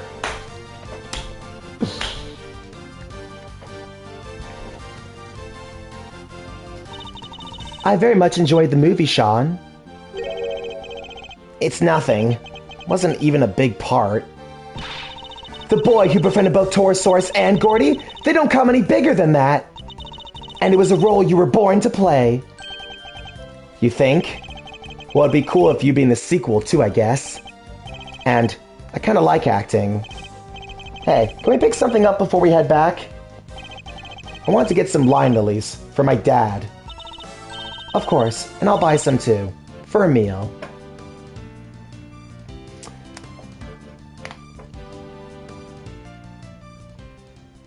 And there we go. The last scene of this before Ace Attorney goes to the time skip. There's something so bittersweet because this is the last we'll see of a lot of these characters. Some would come back in time skip, like Emma Skye, Larry. Obviously, Edgeworth comes back. And Gumshoe makes one cameo in Apollo Justice. But it's just really bittersweet that this is going to be the last we'll see of a lot of these characters. April 8th, 4:17 p.m. Prosecutor's Building. High Prosecutor's Office. Ew, it's been a busy few days, huh, sir? Unbelievably so. How did so many important cases all come along at once? There's never a dull moment when I'm around. Guess I'm just lucky that way. Wait, so all that stuff happened because of you? No, Gummy. How could you say that? And yet, I don't think the good detective is entirely wrong. Well, Kay, what now? Will you be returning to your thieving practice? Yeah, good question. What, you're not sure? How can I put this? I guess I feel like I've been trying to follow my father's footsteps this whole time, you know? Trying to become a great thief just like he was. The Yatagarasu, or a Yatagarasu at least. But watching how this all panned out for you, Mr. Edgeworth, it got me thinking that maybe I need to get out from under his shadow and live my own life too. Just like how you decided not to do the whole attorney thing. It's time to make my own fate. She's right. After all, nothing thrives in the shade. I'm gonna be my own hero! That sounds like an admirable plan indeed. I won't be giving up the name, though. Can't not be the Yatagarasu, right? Whatever name you pick, you always be K to us, and you'll always be a hero. Aw, thanks, Gummy. You'll always be my Gummy, too. You bet I will, and I'll be doing my detective thing just as hard as always. So I'll be counting on you, sir. Yes, and I'll be counting on you too, Detective. Just as I've been counting on you these last few days, you've helped us out too many times to mention. I think your next salary review may come as a pleasant surprise. Yes! Let's go! Let's go! He got it! Huh? Huh? Wait! You mean... What's the matter? I'm saying I'll see to it you get paid a little more, Detective. You will? This is unbelievable, sir! No way! Go Gummy! It's like a dream come true! I can finally leave the instant noodle life behind! But don't think I'll be letting you rest on your laurels. Your work won't be getting any easier. I hope you understand that. Yes, sir! Understood, sir! I'll give you everything I got! Just wait and see! Fender and Judge Gavelle set me on a new path in life. A path on which I will face down every contradiction that the law has to present. A path at whose end lies the ultimate truth. But can I really do this? I'll need to give it some serious thought. It certainly won't be easy, nonetheless. Mr. Edgeworth, there's another reason I was never truly alone during my long struggle against Chairman Winner. Someone else was with me. Someone other than the goddess. Of course! Sean! This clipping gave me more courage than words can express. Simply having it near gave me hope. When we feel that we are not alone, we can keep going no matter how hard the road ahead. So that was your secret weapon all along. The strength of your bond with your son. The strength of my bonds. Oh, I almost forgot! What? What is it? I was trying to find other members for my Yatagarasu team, right? I do vaguely remember something about that. I never even found a single one. We're gonna be unstoppable on our quest to steal the truth! So much for that little pipe dream. You're kidding, right? You already have a team! A team that can solve any case the world cares to throw at it! Huh? Yeah, I guess I do.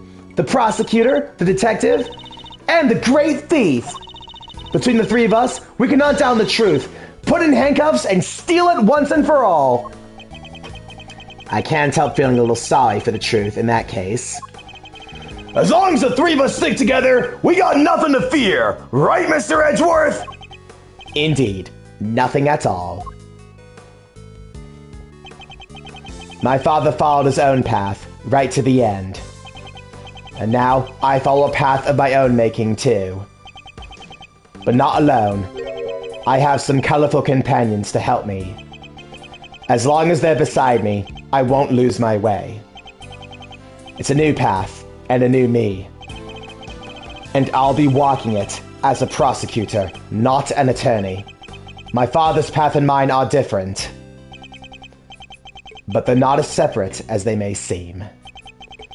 Though the routes differ, the destination is the same. Because, of course, both end at the truth. And there we have it. That is the end to Ace Attorney Investigations and the entirety of Pre-Time Skip. And, like, fuck man, can I just come out and say it? I legitimately think that there is an argument to be made that this game, in particular, is stronger than Trials and Tribulations. I mean, look, now that we're here, I gotta do my big final speech like I usually do. Ace Attorney Investigations really does not get enough credit.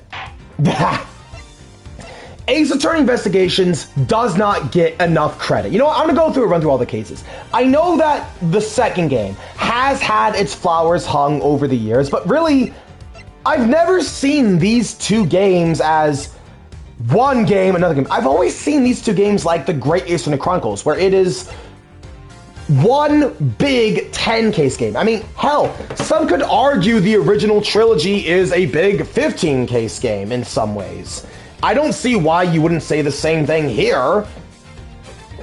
I mean, for one, these games are great for Edgeworth. I mean, Edgeworth is already a great character in the original trilogy, but these games definitively, there's a reason why Edgeworth still holds so much water as one of the series' best characters. I'd even argue better than Phoenix in some ways. Because look, a lot of Phoenix's story, if I'm being honest, can get a little jumbled. Like, you're still getting information about Phoenix even in Bridge to the Turnabout with Iris, and like, I'm just gonna be honest, look, I'm not gonna spit on Trials and Tribulations. It's a good game, but there's a reason why I will die on the hill of this being better. I will die on this hill. For one, something that has always plagued the original Phoenix Wright games were the investigation sequences. Let me tell you, it's not fun to run around talking to NPCs and playing a point-and-click adventure game. There's just nothing to investigate. So many investigation sequences in the original trilogy were really, really, really mind-numbing. And a lot of them were just used as a way to distribute information outside of a trial. Sometimes it makes sense, but then you get Reunion and Turnabout where the investigations have no right going on this long, having to go through Winding Way every single time you want to do anything. No. Reunion and Turnabout is one of the worst cases in Ace Attorney. And yes, I'm saying that when Turnabout Big Top is in the same game.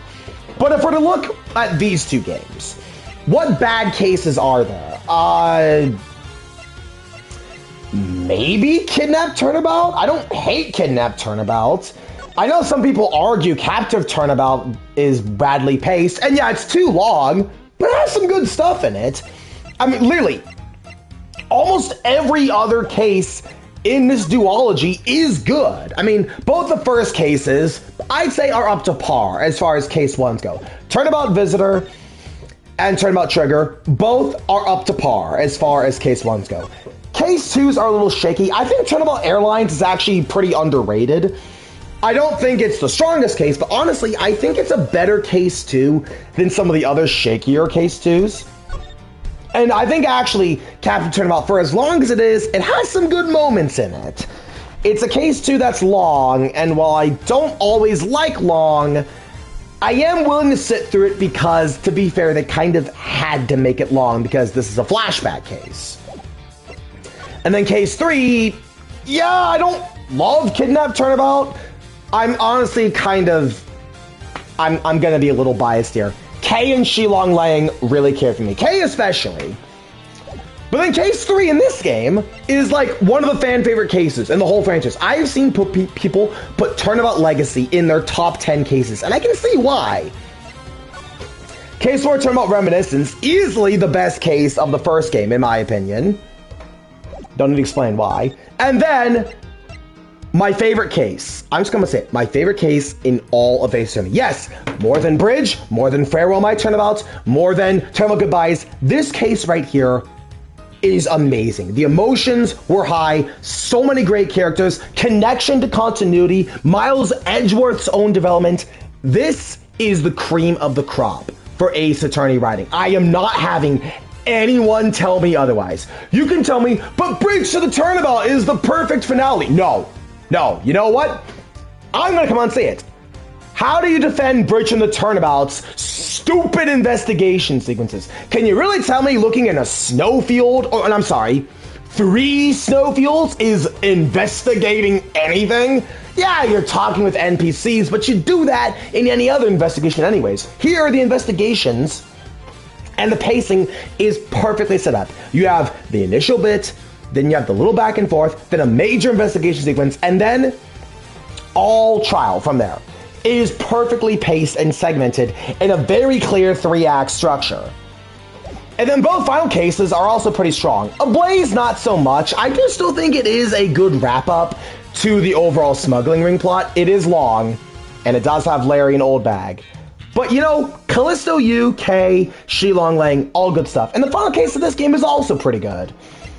I don't think it beats Turnabout Forsaken. I don't think it does. But as far as wrapping up so many of these characters and being the last note we ever see of pre-time skip Ace Attorney, this is a really good way to go out on. So many of these characters, again, this is the last we'll see of so many of them. And honestly, even in post-time skip, where we see Edgeworth and Emma, they're very different characters. They've grown, they've aged. They're kind of held back by modern Ace Attorney's not so stellar writing, if I'm being honest. Not saying modern Ace Attorney doesn't have good writing, there are times of good writing, but it's obviously nowhere near as cohesive as it was in the old days, and that's sad. Maybe Ace Attorney 7 could change that, but we don't know. But either way, these games have held a special place in my heart, especially as a fan of Ace Attorney. I really don't think, especially the first game, have gotten enough credit. A lot of people say this is the black sheep of Ace Attorney. No, it's not. It's not the black sheep, not by a long shot. I would rather play Investigations 1 over the original Phoenix Wright, Justice for All, Spirit of Justice. Yeah, fuck Spirit of Justice. What a terrible game. And I would say on par with Apollo Justice. And that's for the first Investigations. The second, if we're separating them, if we're separating them, I would put this at the top of my Trial Da Vinci. Okay, we'll do. But like, I would genuinely put this as my favorite Ace Attorney game, if not my favorite. There's just so much I really appreciate here. The ending just wraps up the original series on such a nice little bow. But anyways, with that, I'm Quint, and next time, we'll be playing the long-awaited and maybe it's gonna be me bringing up old rants, Echoes of Vinecrad. See y'all next time. Bye-bye!